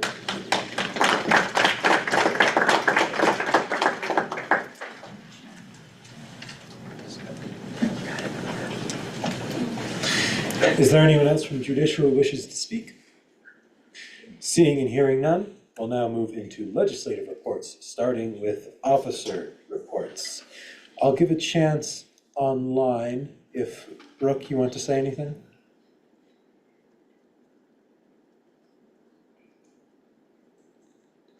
I will take that as a no. With that, as you all know, our Speaker Pro Tem, Ellie Lutz, has resigned. I, as parliamentarian, am currently acting as speaker for tonight until Brooke comes back. And I think that's up for my trifecta. Moving on to other people. What about also recruitment and retention and Diana? Well, yeah, that's why I passed it off. Oh. Yeah. Other officers? No? If there really is no other officers, we'll now move into committee and caucus reports. Do any committees or caucuses have any reports? I will make a special exception for Enoch right now, because he's also acting as parliamentarian, but is also a chair. Just, hey, I am going through with my ultimatum that I gave last Wednesday. Students of the Oval Caucus, thank you all who filled out the when to meet. We will be meeting from 10 to 11 on Monday in the ACSU conference room. That is the time that has been chosen. It is going to be the time for the rest of the semester. Have a good rest of y'all day. Chair Rivera. Thank you. Hi, I just wanted to make a quick announcement. University Affairs is meeting Mondays from 12 to 1. Thank you to everyone who showed up. And thank you to everyone who told me they weren't gonna go. I'm gonna miss y'all this semester. But besides that, I would love to see more lovely faces. And if I'm also willing to put another when to meet out, if that means that more of y'all will come. But yeah, thank you. I give my time, and thank you so much again for everyone who showed up. Thank you. Chair Gilroy. Hi, everybody, me again. My name's Sarah, if I haven't met you yet. I'm the chair for Internal Affairs Committee. I'm finalizing my time for committee with the front desk this week, so I'll be sending that out. If you can make it, please, please, please come, begging on my hands and knees. That would be great. Thank you guys, and thank you to everyone who came last semester. Seriously, y'all were amazing, so I yield my time. Thank you. Are there any other, Vice Chair Grenier. Thank you. So we met, DEI met on Monday, and we discarded 5529, establishing legislative referendum from the committee. We did not have a set time at the time. We do now. It'll be, I believe, at 3:30 on Friday. Hope that is subject to change based on the availability of our officers. Thank you. Thank you. Are there any other committee or caucus chairs or vice chairs that wish to speak at this time? Hearing and seeing none, we will now move into Senator and Associate Senator reports. Are there any senators or associates who would like to speak? Senator Eddington. Hi everyone, ALBS Senator here, if you don't know me. ALBS puts on an event, I think it's every spring, where it's like a putt-putt thing in their space. It's supposed to be cutesy, but it's like a tabling event for organizations, and they want ASCSU to have a hole, like a little putt-putt hole, like the golf. So if anybody's interested in like pseudo tabling in the ALBS space this semester, I would love to talk to you about it and give you more deets and have you in our space to spread the good word about ASCSU. That's all. I yield. Thank you. Are there any other senator or associate senators who'd like to speak? Senator Corey. Thank you. Report from the graduate student. the report from the Graduate Student Council. I messed this up. So we have a panel discussion on Tuesday, March 24th, 5:30 to 6:30 at El Centro office here in this building. And we will be discussing graduate school and advantages and disadvantages of it. So you are all welcome to attend. I may or may not be on the panel myself, but there'll be 5 to 7 graduate students, and we will be question-oriented and answer your questions about grad school. Thank you. I yield. Thank you. Are there any other senators or associate senators who wish to speak at this time? Hearing and seeing none, we'll now move into confidence business with 2 hours on the confidence clock, starting now with the election of the Housing Caucus Chair. Now, do I hear or see any nominations or self-nominations for this position?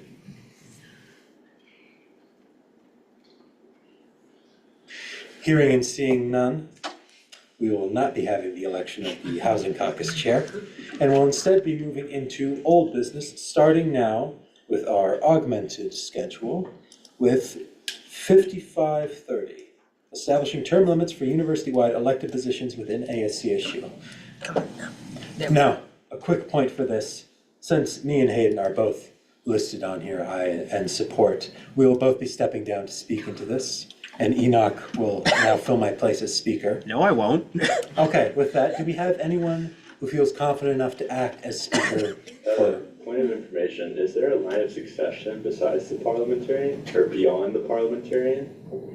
Technically, that would go to the Internal Affairs Committee Chair.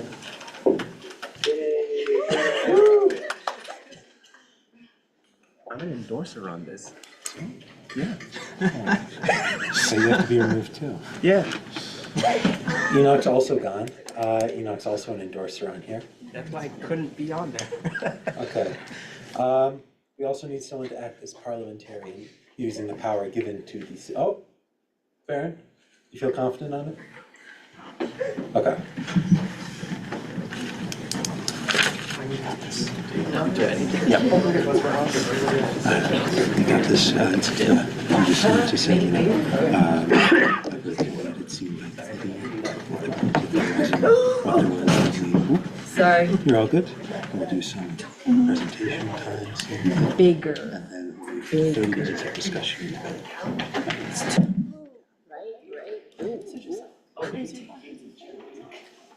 And of course I can.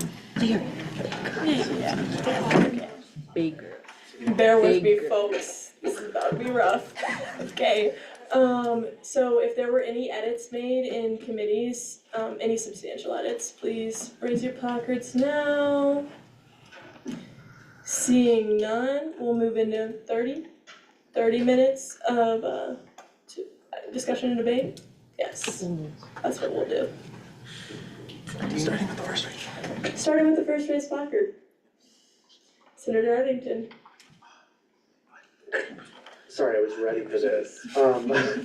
So, you guys know my opinion on this bill. If you don't remember, I was against it last semester. That was my opinion. And I'd actually like to make some points about that.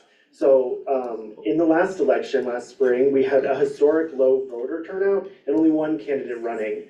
So, while now we have new infrastructure in place to change and improve the process, that infrastructure is still young, and we haven't seen the efficacy of that reflected yet. We haven't had the opportunity to see whether or not that new infrastructure is going to be able to make a long-lasting change or not. And I think without seeing how effective that infrastructure is, without seeing how good like the new programs that have been put in place are for the elections of like this body, I think it's irresponsible to pull people from the pool who may want to participate in the elections, who may want to run for these positions, regardless of whether or not in the past they've run or not. So that's my whole point. I yield. If I might, you might respond to it for a second. Go ahead. Thank you. I very much appreciate Senator Eddington's advisement of caution in the matter. However, given what you said, we don't want to narrow the pool of possible candidates. This widens it. This makes it so the pool is continually wider. Makes it so more people can filter in. And thanks again and to the efforts of our fantastic elections manager, Emily. Yeah! Woo! Woo! Yeah, as you said, we have the infrastructure to keep up with this extended flow. And I myself am very confident in the institutionalization we can have for these procedures. I will just add one thing. I've had some discussions with some folks, and in committees this upcoming week, I will be adding a clause to essentially grandfather in the people in these positions now. This is because the elections period has begun. This is because applications to be a candidate have opened, and people have been planning and already signing up to do campaigns. And so in case we have anybody who wants to hold that position again, I will be adding a clause to make this take effect next election. Yield. Chairman Nanti. Alright, well, first out, also gotta shout out our lovely elections engagement manager, Selena. Bestie, I'm tired, shush. So there's that, because that also speaks to a point that one of the literal students who will be voting in this election and will probably be voting in future elections did state. They think, from what has been said, there is at least some level of, hey, the issue with low voter turnout isn't that there's term limits, it's that it's just not a lot of engagement.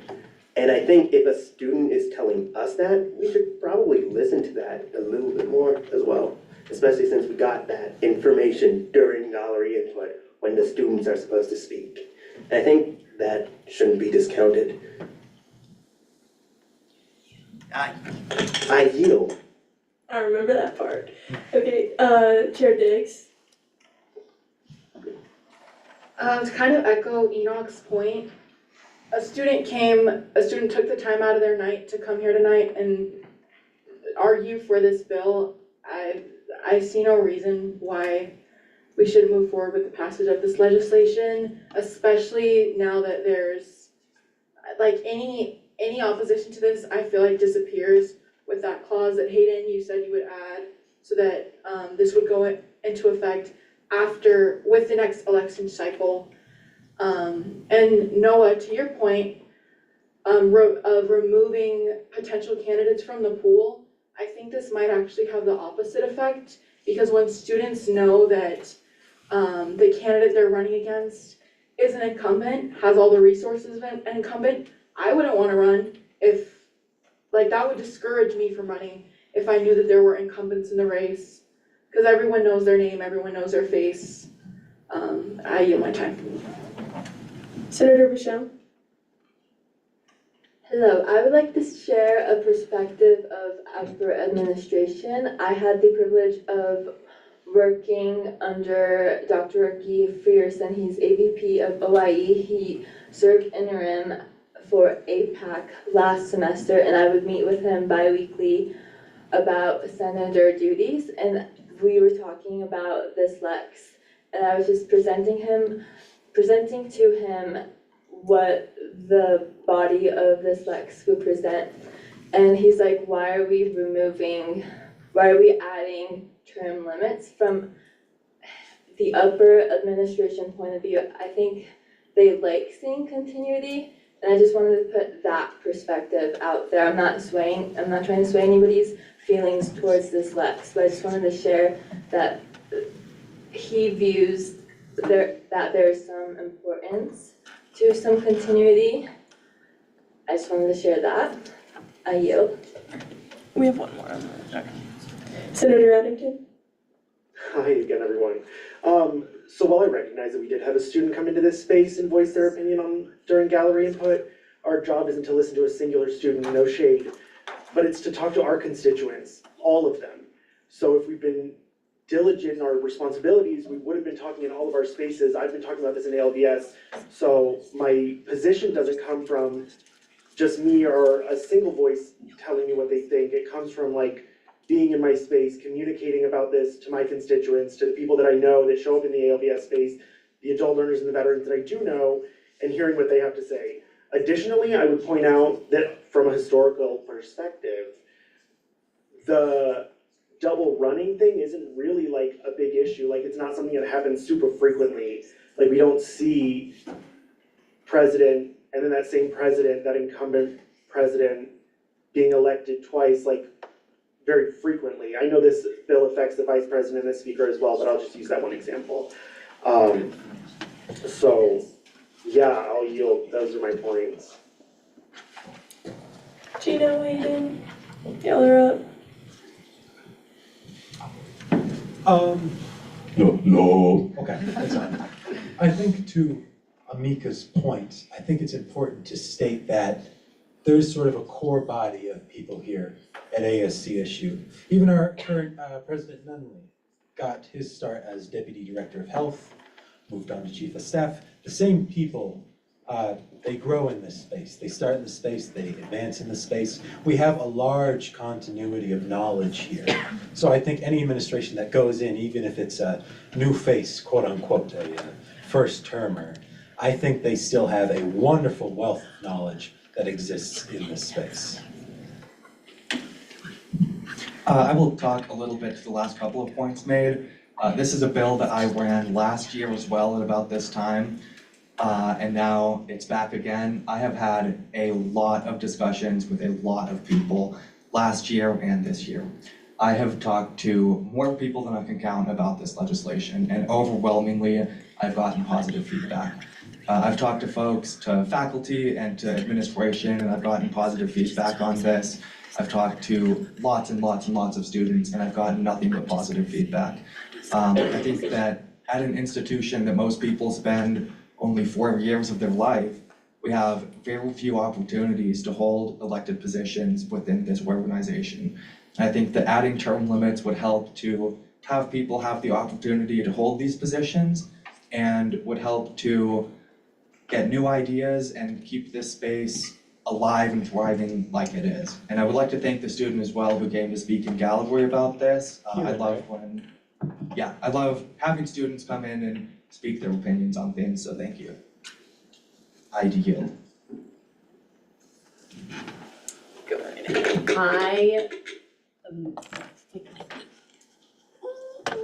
Where's the mouse? Ooh. I want to make a point as a associate senator, so we're gonna have Madeline, who's last year's parliamentarian, come up be parliamentarian. Like, go make a point. Thank you. That's a record. Welcome back. I never thought I'd be here again.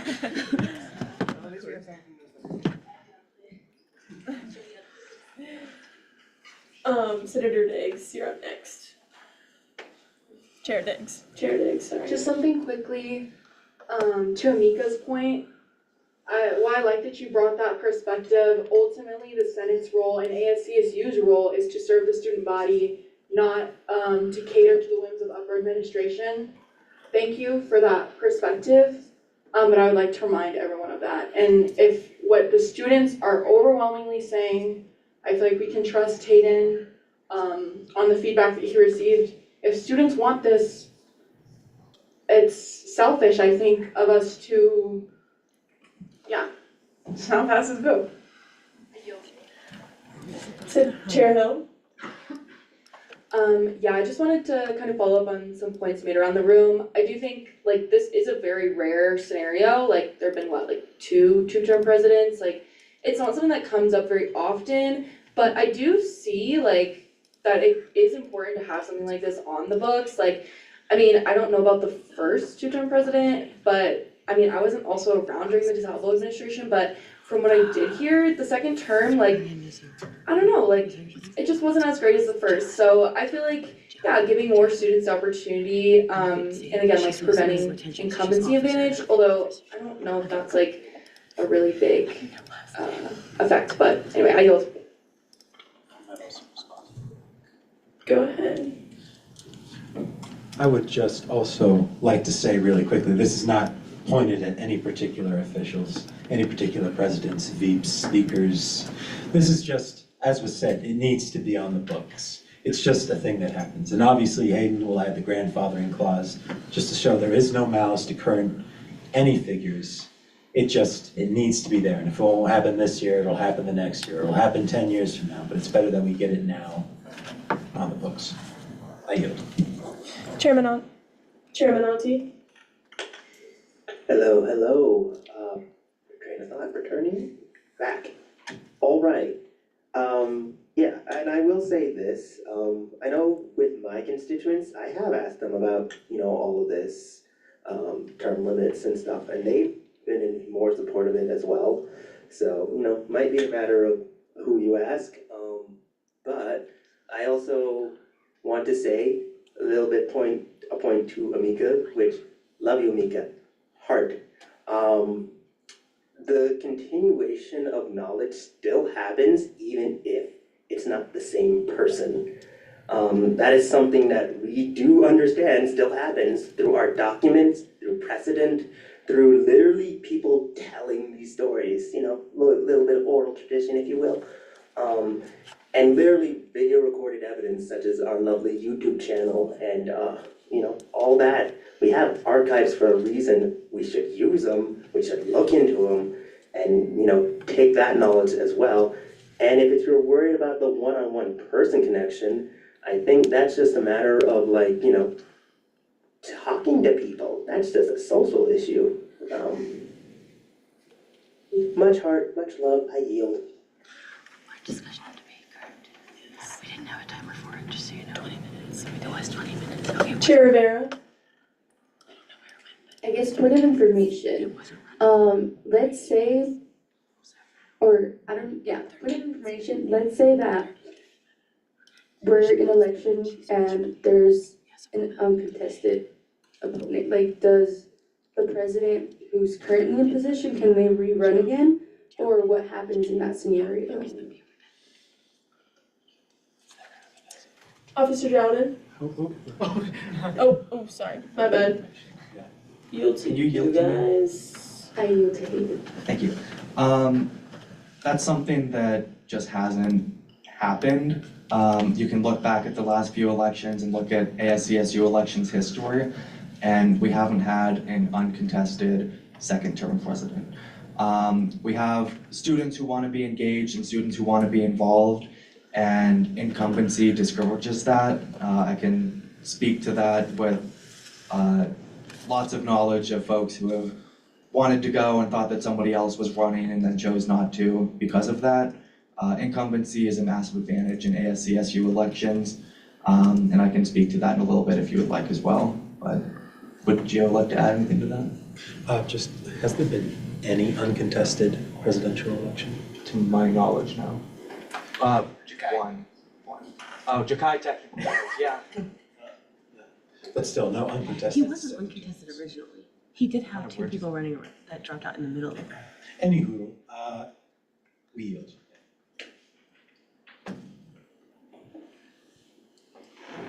Is there any possible way of, sorry, I had a question asked and I'm gonna ask it for them, but give me one second. Can I yield to him? Yes. Yes, you can. I'll yield to you.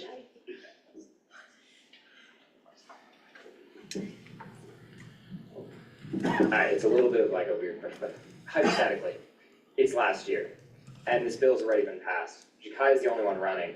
He can't run again. Are we kind of just like stuck with like whoever gets pushed into the position? Like, is it really better to just have someone who we're just like, you're gonna do it even though you don't really want to? In that sort of scenario, right? I understand the question. I do appreciate the hypothetical, but especially in this case, we have multiple presidential campaigns at this time, and I personally just don't see no candidate whatsoever occurring. Also, if I can offer a point of clarification, there has been several changes to how we do elections, not only with the timeline, but the creation of like increased funding to the elections committee and that whole process. The addition of Selena's position, I think the hope is with these changes, we'll have more engagement in elections and there won't be uncontested races in the future. And just to clarify, I'm in support of this bill, but I was just like, if there's any way of making this bill stronger, then I do think, like y'all stated before, like, doing it now than like in 10 years. But yeah, I yield my time, thank you. That's something I've thought a lot about, and I'm happy to discuss that with you. Officer Jordan. Kinda on, I don't, because of redundancy, but on Everyone's Way, I have been in talks with students that have nothing to do with ACSU, that aren't involved in extracurriculars. Most of my friend group doesn't even know like what we really do or have ever heard of ACSU. They're literally just students coming to CSU to do their classes. When I brought this issue up to them, a lot of them were confused at the point that we don't already have term limits. Especially, they even asked me the question like, if ACSU is supposed to be modeled off of like the American government, why don't we have term limits? Like, it's something that they even struggle to like wrap their head around. And these are students, like, it was a wide range, like I would say like over 20 or 30 people. Like I reached out when we discussed this last, I reached out to a lot of my friends that go here, and I haven't had word that people are like opposed to like having term limits. So yeah, I'll yield.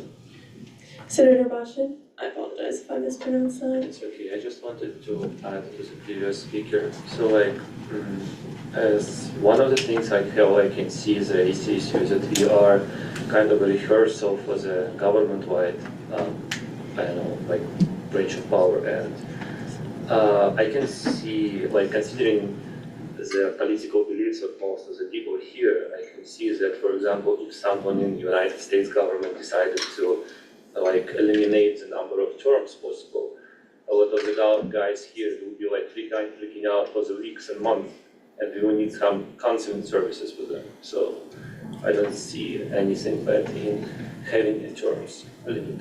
Thank you. Are you? Senator Grenier.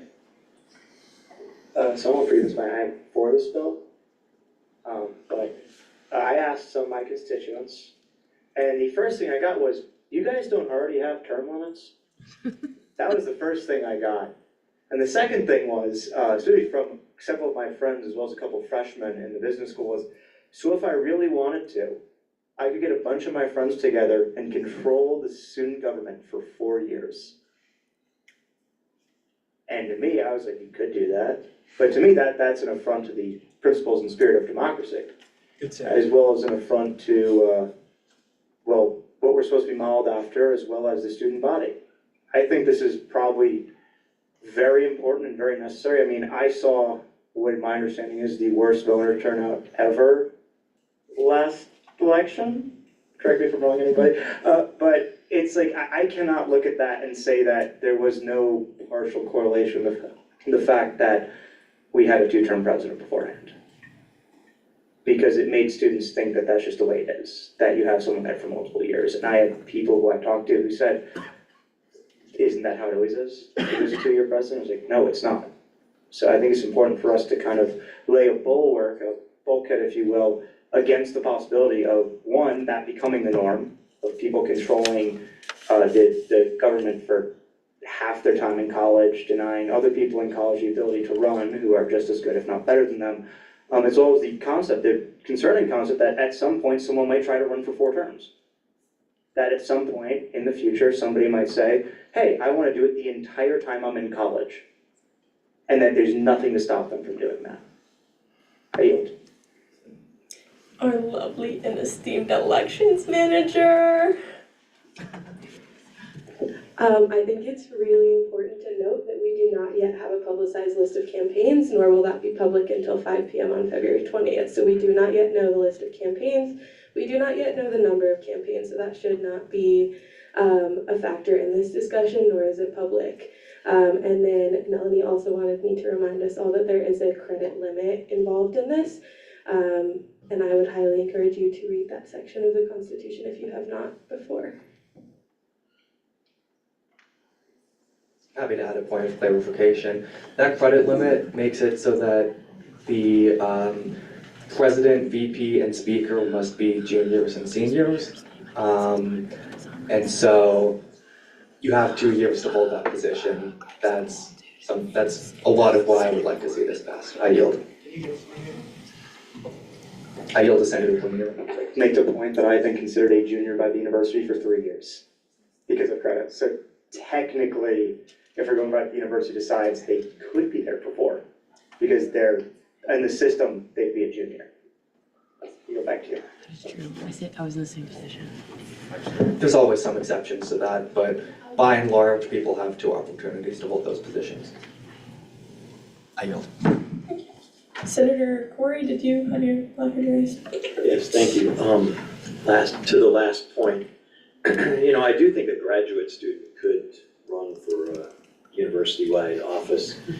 And, our terms are 5 years at this university, and if we go here as an undergrad, 4 years, then 5 years as a graduate student, of course you don't want that kind of dominance. And I commend anybody who wants to serve in these positions and does serve in these positions. It's a lot of work, and it's a lot of responsibility, but it's also a lot of power though. And you come into these with an agenda, as you should, and you announce your agenda, and frankly, if you can't get it done in a year, you need to step aside, that's just the basic thing. So I support this bill, obviously, for those reasons, but, keep in mind, grad students, we can be here for quite a long time, and we don't want that. Somebody in the presidency for 5 years or more, that's not in the interest of our students or anyone. Thank you, I yield. Chair Rivera?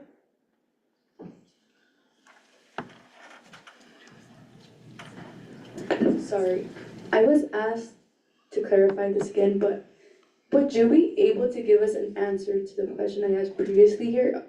It's just been brought up to my attention several times, and I don't want to put you on the spot, but yeah, I'm like. What's the question? I'll yield to. What is the process if no one runs for president? So that is in the Constitution. I would direct you to section 807, I want to say, in your regnum. That is essentially when you have somebody who either wins an election and then steps down. That is if nobody runs for an election. Essentially, the Senate would choose the Speaker and I believe the President and VP as well. And so we have processes constitutionally in place as it is now in case nobody seeks that election. So, correct me if I'm wrong. This bill, let's say it passes. I'm just gonna throw a theoretical out there. Let's say Jakai's the only one going again and it's a second term and he cannot run. We would essentially fall to that process because it would technically be no one is able to run right now.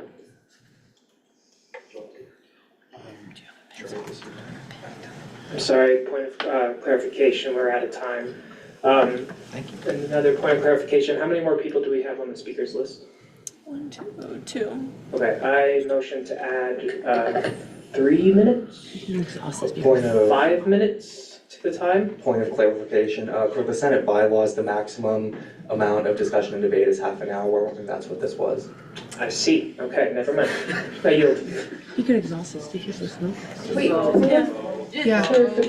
Would you still be able to answer the question that I had asked? Sorry, I just keep being re-asked about it, but if not, it's okay. I understand, we can move to previous question. I will just answer as a point of clarification then. I'll just read this in full and then we can delve into it. Section 805 in your regnum. If the newly elected president and vice president resign from their positions prior to being sworn into office, the president and vice president ticket with the highest number of votes shall assume the position of president and vice president. If no other president or vice president tickets exist, the speaker of the Senate ticket with the highest vote shall take the office of president. If the newly elected Speaker of the Senate resigns prior to being sworn into office, the Speaker of the Senate ticket with the next highest votes assumes the responsibilities of the Speaker of the Senate. If no other Speaker of the Senate ticket exists, the Senate shall elect a Speaker of the Senate. So essentially, in order for that eventuality, that thing to happen, no one runs and it's just chaos, we wouldn't need to have no one run for president. We would have no one run for any position at all. That is the only reason or place that could happen, if I'm interpreting the Constitution right. Thank you. We can exhaust the speakers list if that were to be motioned. Would that have to be motioned first? Yes. Okay, yes. Chair Hill. Motion to exhaust the speakers list. So now that happens. Okay. So Senator Johnson on Zoom. Hi y'all. Can you hear me? Yes. Yay! Okay, Slay. First of all, love to see Sarah. Hello, Pookie. And then just as sort of my thoughts on this, I've talked to my constituents and they're also sort of on board with having term limits. And also I think all of us thinking in these like what if scenarios kind of doesn't mean that we have faith in the people that are going to come after us. Like I think we can trust our future generations to be able to figure that type of stuff out. And I think this lays a really great groundwork for us to sort of cycle in ideas for future people. And with that, I yield. Senator Emeritus Jennings. Howdy. Wearing a lot of hats tonight. So for some historical context, I revived this bill from the dead, 3 years ago? We're now on like the third or fourth iteration in my time in these chambers. I think I've heard every argument back and forth, etc. So I won't, beat a dead horse. What I will say is that incumbency has worked out 100% of the time. So I think that should be given some consideration. I also think that if this body is also going to consider taking it, like there's a real possibility that you could take this to the students themselves. I think that would be a better, because you see out on the plaza talking to people, you see students for the most part support term limits, and it's really the bigger arguments are happening internally, and that makes sense. We understand more about these processes and historical context than students, walking down the street would. But I think there's something to be said for if the general student population is in favor. I think if there's any possibility to let the students decide, that would lend the greatest idea of what do the students want. So also if you want any other further context of how we evolved to this point of this iteration, I'd be happy to answer any of those questions as well. I will add a quick point of clarification under that. You mentioned that this bill has been run multiple times. I would just like to clarify that it has not passed because each of those times it has been pulled. That is not the intention of this one. We will be voting on this. I would also like to add a point of clarification that there is another bill on the agenda to add a method for letting the students decide amendments to the Constitution. Just a point. Thank you. No, there's no one else. Send to. This is the second reading. Yeah. Which committees has this legislation been sent to? IA? Anyone else? Is this gone to university committee? It was discharged. Okay. No endorsement or. Has this been seen by DEI? I would have to check our older stuff. It was not on our agenda this week, though. Okay, then I would think no. And budgetary, where this has not been sent to, as the chair of the meeting, this is up to you which ones you send that to. We'll send it to DEI and budgetary. Can we keep this open-ended if it hasn't been sent to somewhere it needs to go, or no? I believe if it's gone to the other two, then it could. Then we're fine. Yeah, Okay, we're fine. DEI and budgetary then? You did a good job, I just wanted to say.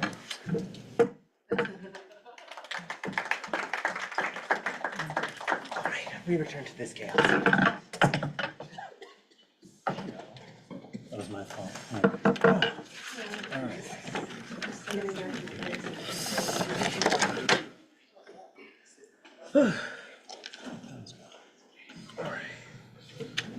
Am I good? Am I good? Following our, There it is. Yeah, and you can just, I wouldn't close, I just put it aside, I'll take care of it later. Yeah. with that, we'll move to Bill 5520, creation of elections committee position descriptions. All right, hang on. There it is.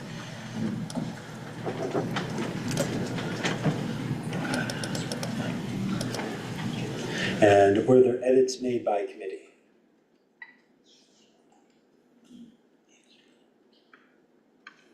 I can also say this time the answer was yes.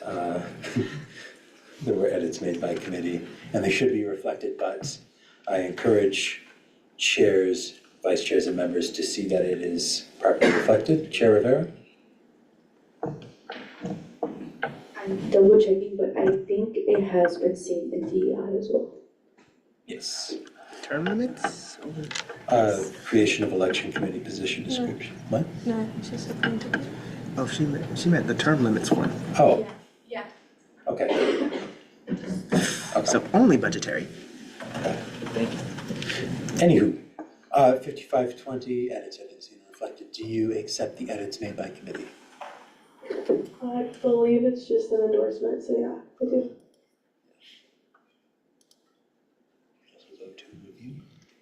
Oh, I just hit accept it. I don't think there's any other endorsements. All right, with that, we'll open things up to 30 minutes of discussion and debate, starting with the first raised placard. My voice is in this lilt. Hang on. Let me get. We can also just click reset on that to see the time. Oh, yeah. Hang on, I'm coming up. Oh, that was edited. Yeah, now. Alright. We're gonna start this now. Senator Eddington. This is a great bill. I'm not biased, but I think elections committee should have job descriptions. Wait, I think I'm allowed to be biased, but whatever. Can I just motion the previous question? I don't know that we need 30 minutes for this one. This isn't contentious. Is there any dissent to that? Excellent. This was its second reading. And with that, this will be sent for the speaker's signature and the president's signature. Congrats.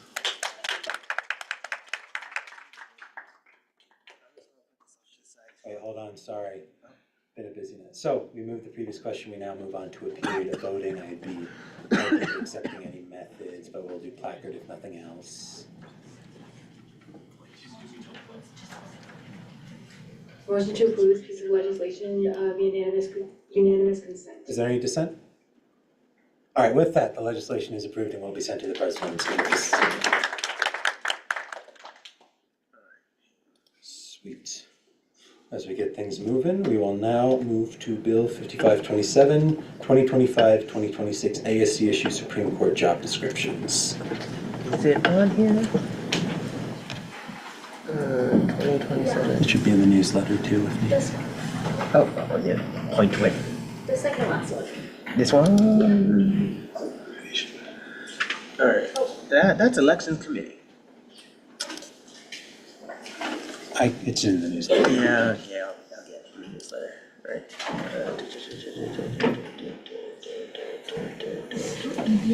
Oh, it isn't. It's not in the newsletter. I sent it to the front. My apologies then. It seems it was not sent in the newsletter. And with that, we will move to Bill 5529, establishing legislative referenda in ASC issue elections. Alright, no, that's term limits. Here it is, my bad. I'm a sponsor, so I can be here. I'm also an endorser on this one, so. Oh, well, Sarah, do you wanna? Yeah. Oh, okay. Oh, I'm a sponsor, I can chair. Yeah, sponsors. What? Sponsors can stay. Yeah, I can be here. No need for the parliamentarian juggle, at least.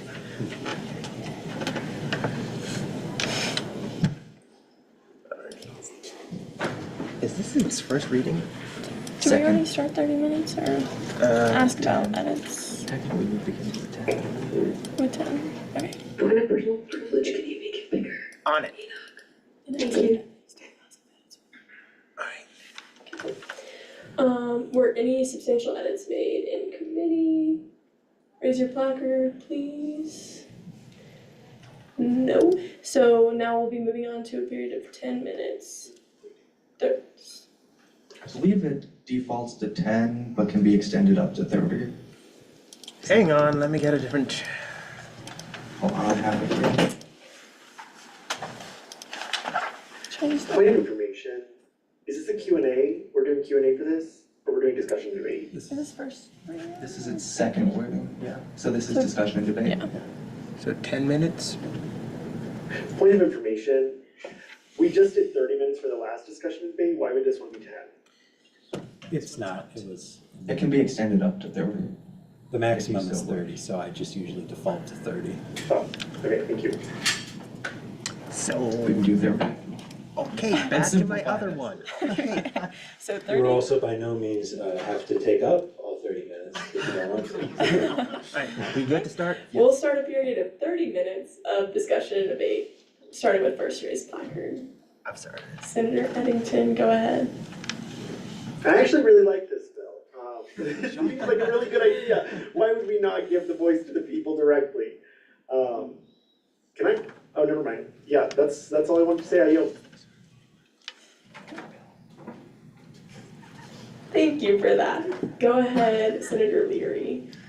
I think I endorse this. I, as a person that has been in Accessibility Caucus since, like, I believe, somewhere in 2023, question mark, very early.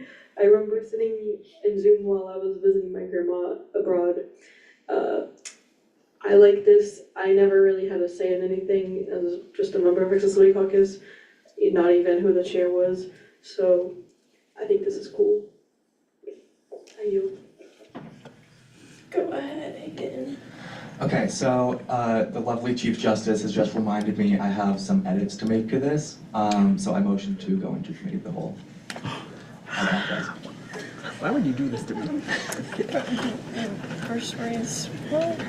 Do we? How does that work? There's been a motion, so we go by vote.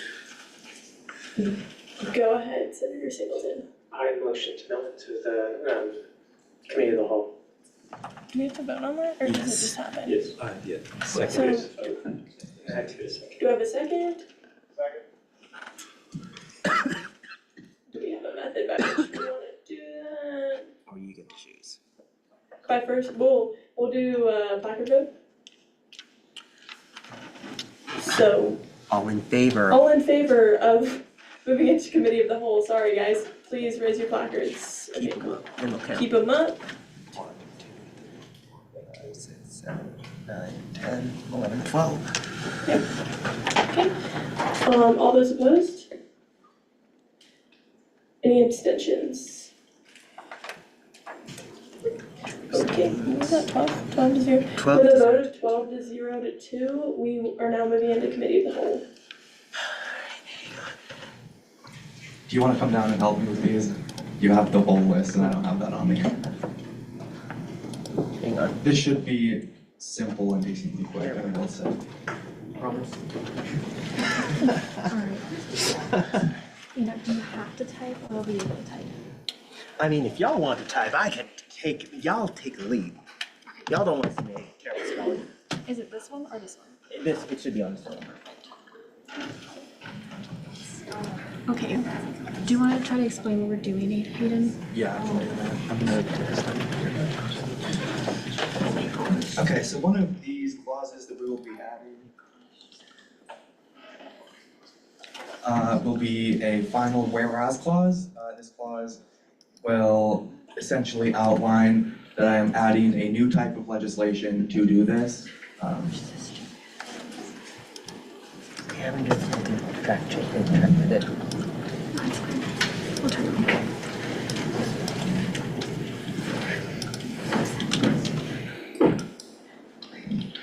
Okay, this is gonna be long, sorry guys.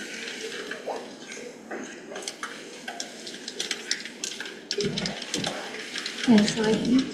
Yeah, this one says whereas clause 9, this new process necessitates a new type of legislation called a referendum resolution. Does anyone type fast? Probably not, but I can do it. Not with accuracy. I can do it if you want me to. Same. Okay. Hold on. Anyone with a yeah, chance knows I can't spell.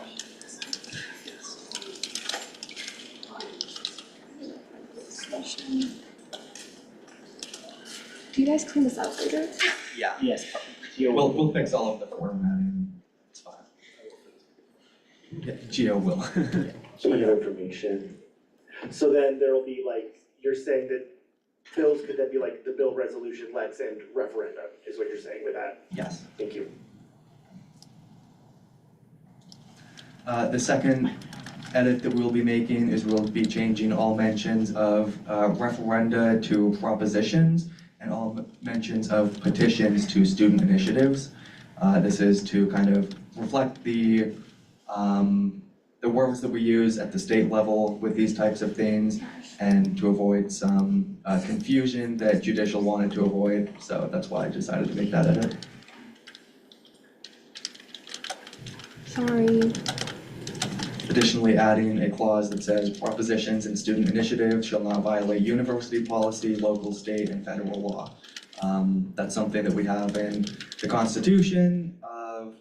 Nothing in the Constitution can violate, and nothing that we do in ASCSU can violate policy and law. I think that's decently simple.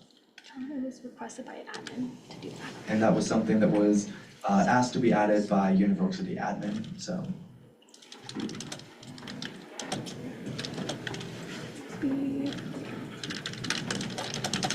The next one being added is a subclause saying this shall be approved by a committee composed of the Chief Justice, Elections Manager, and Speaker of the Senate with the advice and consent of the Elections Advisor prior to being placed on the ballot.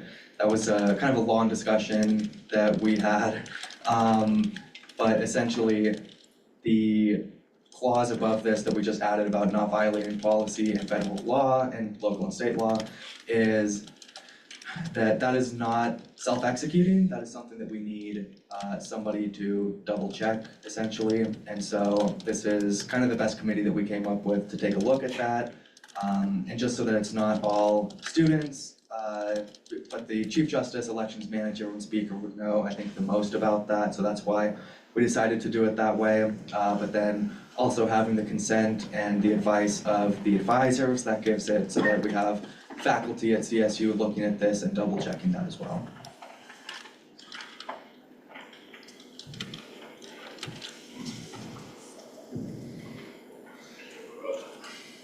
Do you know why we didn't capitalize propositions? Is that just a mistake? Yeah, it's just a mistake.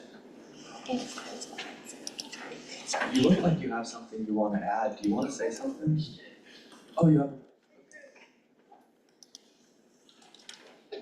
Point of information.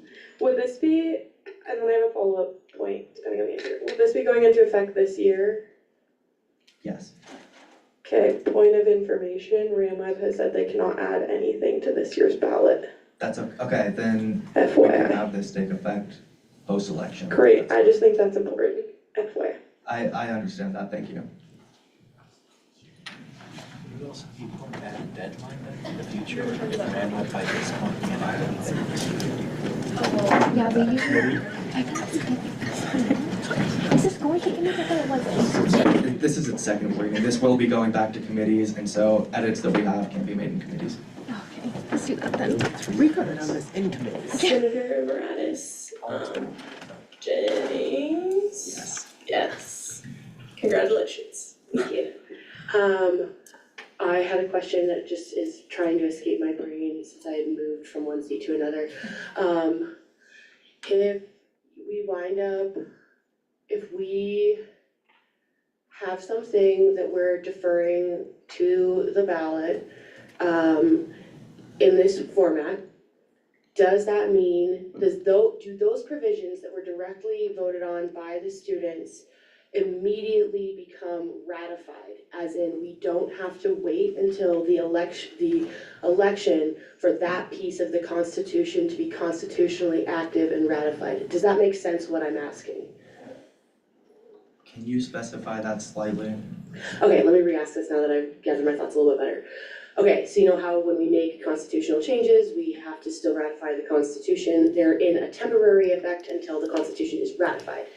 If, similar to the way that our government works, if it is put on the ballot by the people, does it hold greater weight? Is it ratified? Is that provision officially in without needing to go through a process of ratification during election season?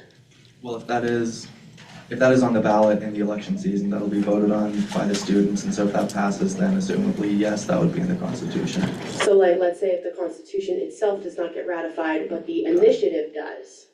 The initiative passes, does it solidly live ratified in the Constitution? Can I do a point of information to hopefully clarify? So this would be announced on election night, so voting ends at 4 p.m. on that Wednesday. This would be announced at 6:30, the same way that the Constitution gets ratified at 6:30 when that result is announced. So my understanding is it would go into effect in the same way as that Constitution would when the results were announced that night, if that makes sense. So if the Constitution doesn't get enough votes, but the vote for the initiative passes, so the Constitution isn't ratified, does that mean that because the students voted on it, it's in legit and we don't have to wait till the next year to ratify? Does that? Yes, so legislation passed post-election is still valid for that following year until the Constitution is voted on again. And so I would imagine, and that can be a judicial opinion if we would like it to be, but I would imagine that that would be essentially the same as any legislation that we pass post-election. My comparison to the actual government is like, for example, if states pass something through a ballot initiative and the people bring it forward, it constitutionally holds greater weight against the federal government because the people brought it forward versus a legislative process. That's why I asked that question. And this is still gonna go to committee, right? Or is this the last read? This is still going to committee, yes. Okay, all right, thank you. Actually, on that, may I ask which committees have seen this? Can check. What's the number, I guess?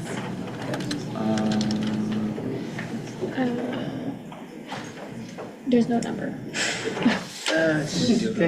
55. I posted it in chat. It should say. I can share as speaker because I'm technically able to. I'm only a sponsor. Let me check on that for internal.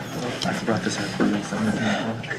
It has gone to internal affairs, university affairs, and DEI. Excellent. According to Brooks Tracker. And this ought to be going to budget. It's in its second read. We need another committee. Sorry. So do you wanna just make this all done? How many do we have left? This is just all change names, we could do that later. We can add Speaker of the Senate. Yeah, that's all just changing. This one, the voting in the election. Yep. And the big one was the same thing, and then the 10%. Okay, so let's just skip the referendum petition being changed and just do those substitutes. Okay. Because we have lots of mentions of propositions and student initiatives to be changed, we will just be making those after this for time's sake. Yeah, and so we'll just look at the substance ones. I believe we have a question. Point of clarification, is there a clause in here if RamWeb is unable to do this in the year that it is being run? Does that make sense? Is that Emily? Jared says Instagram poll. I'm open to other suggestions. Pull up a Discord. That's a question. Yeah. Paul can do it. I can look into that with you. We can take a look at that. Where am I missing this?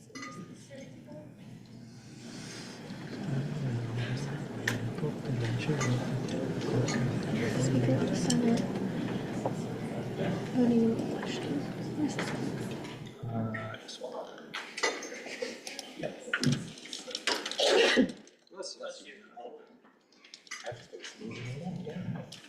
The seat makes you allergic. What? The seat makes you allergic. Impartiality.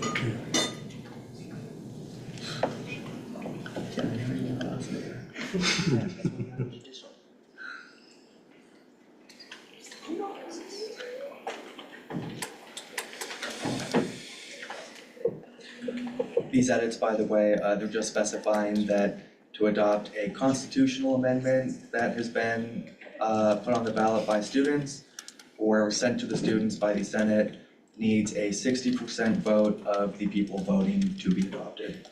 That's modeled much after the state of Colorado, in which we need a supermajority to adopt amendments to the Constitution of people voting. And I think that this Constitution should be similar to that. That's all that is. If anybody has any questions on these as we do this too, go ahead and ask me. Explain the 10% one that I just changed. This one. Oh yeah, that was just my mistake. That was about the Constitution being ratified. I accidentally switched that to 5 because I meant to switch something else to 5. So that's keeping that as it is in the Constitution now. Chair McLaughlin? Question, are we in committee of the whole right now? Yes.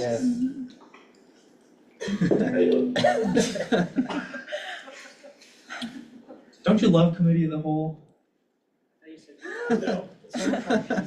He did this to us. The Senate did this to themselves. I just made the motion. Y'all voted. Y'all voted.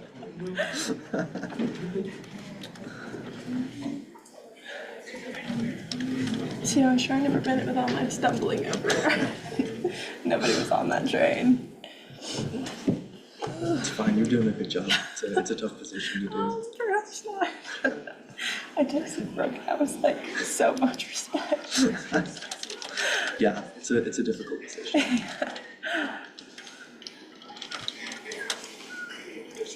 Okay, let's list substantials. Okay. Can I add something? Please. Yeah. Go. Hey guys, so a lot of these were edits that are like kind of bigger errors.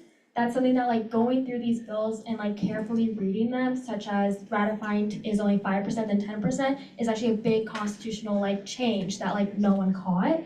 And so I really, really do advise when these things are getting passed to read them in full before you vote on them, so that these things are caught ahead of time. That's all.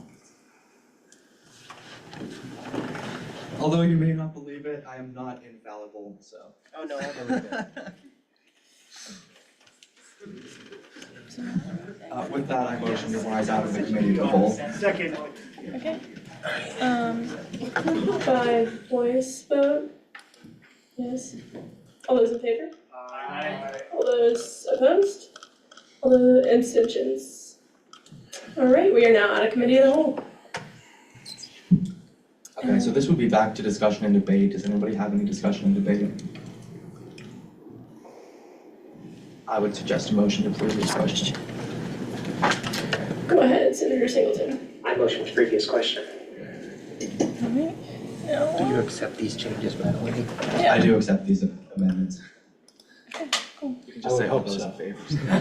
Do it now. You can just say all those in favor, say Okay. I do. All those in favor, say I do. Say aye. Aye. All those opposed? Abstentions? Okay. With that in consideration, we'll be sending this to budgetary. Yes? We no? need to vote on continuing this. Okay. All those in favor of this legislation, say aye. Aye. Opposed? Any abstentions? Abstain. Alright, perfect. The ayes have it, so with that, we will now send it to budgetary with Jared, and I'm finally done, so yay. Budgetary, good job with those. That's not easy. We have ending roll call tonight, no new business. All right, let's make this quick. Ending roll call. I motion Senator to use Singleton. ending roll call as beginning. I called Senator Singleton. I motion to use beginning roll call for end roll call and have people who came in late, say hello to Charlotte. Okay. I yield. Any dissent? Hearing none, we are adjourned. Thank you all for sticking with us tonight. I know it was a tough one, a bit unusual. Y'all rock stars. Not terrible for my first time being full-time parliamentarian. I think I did pretty all right.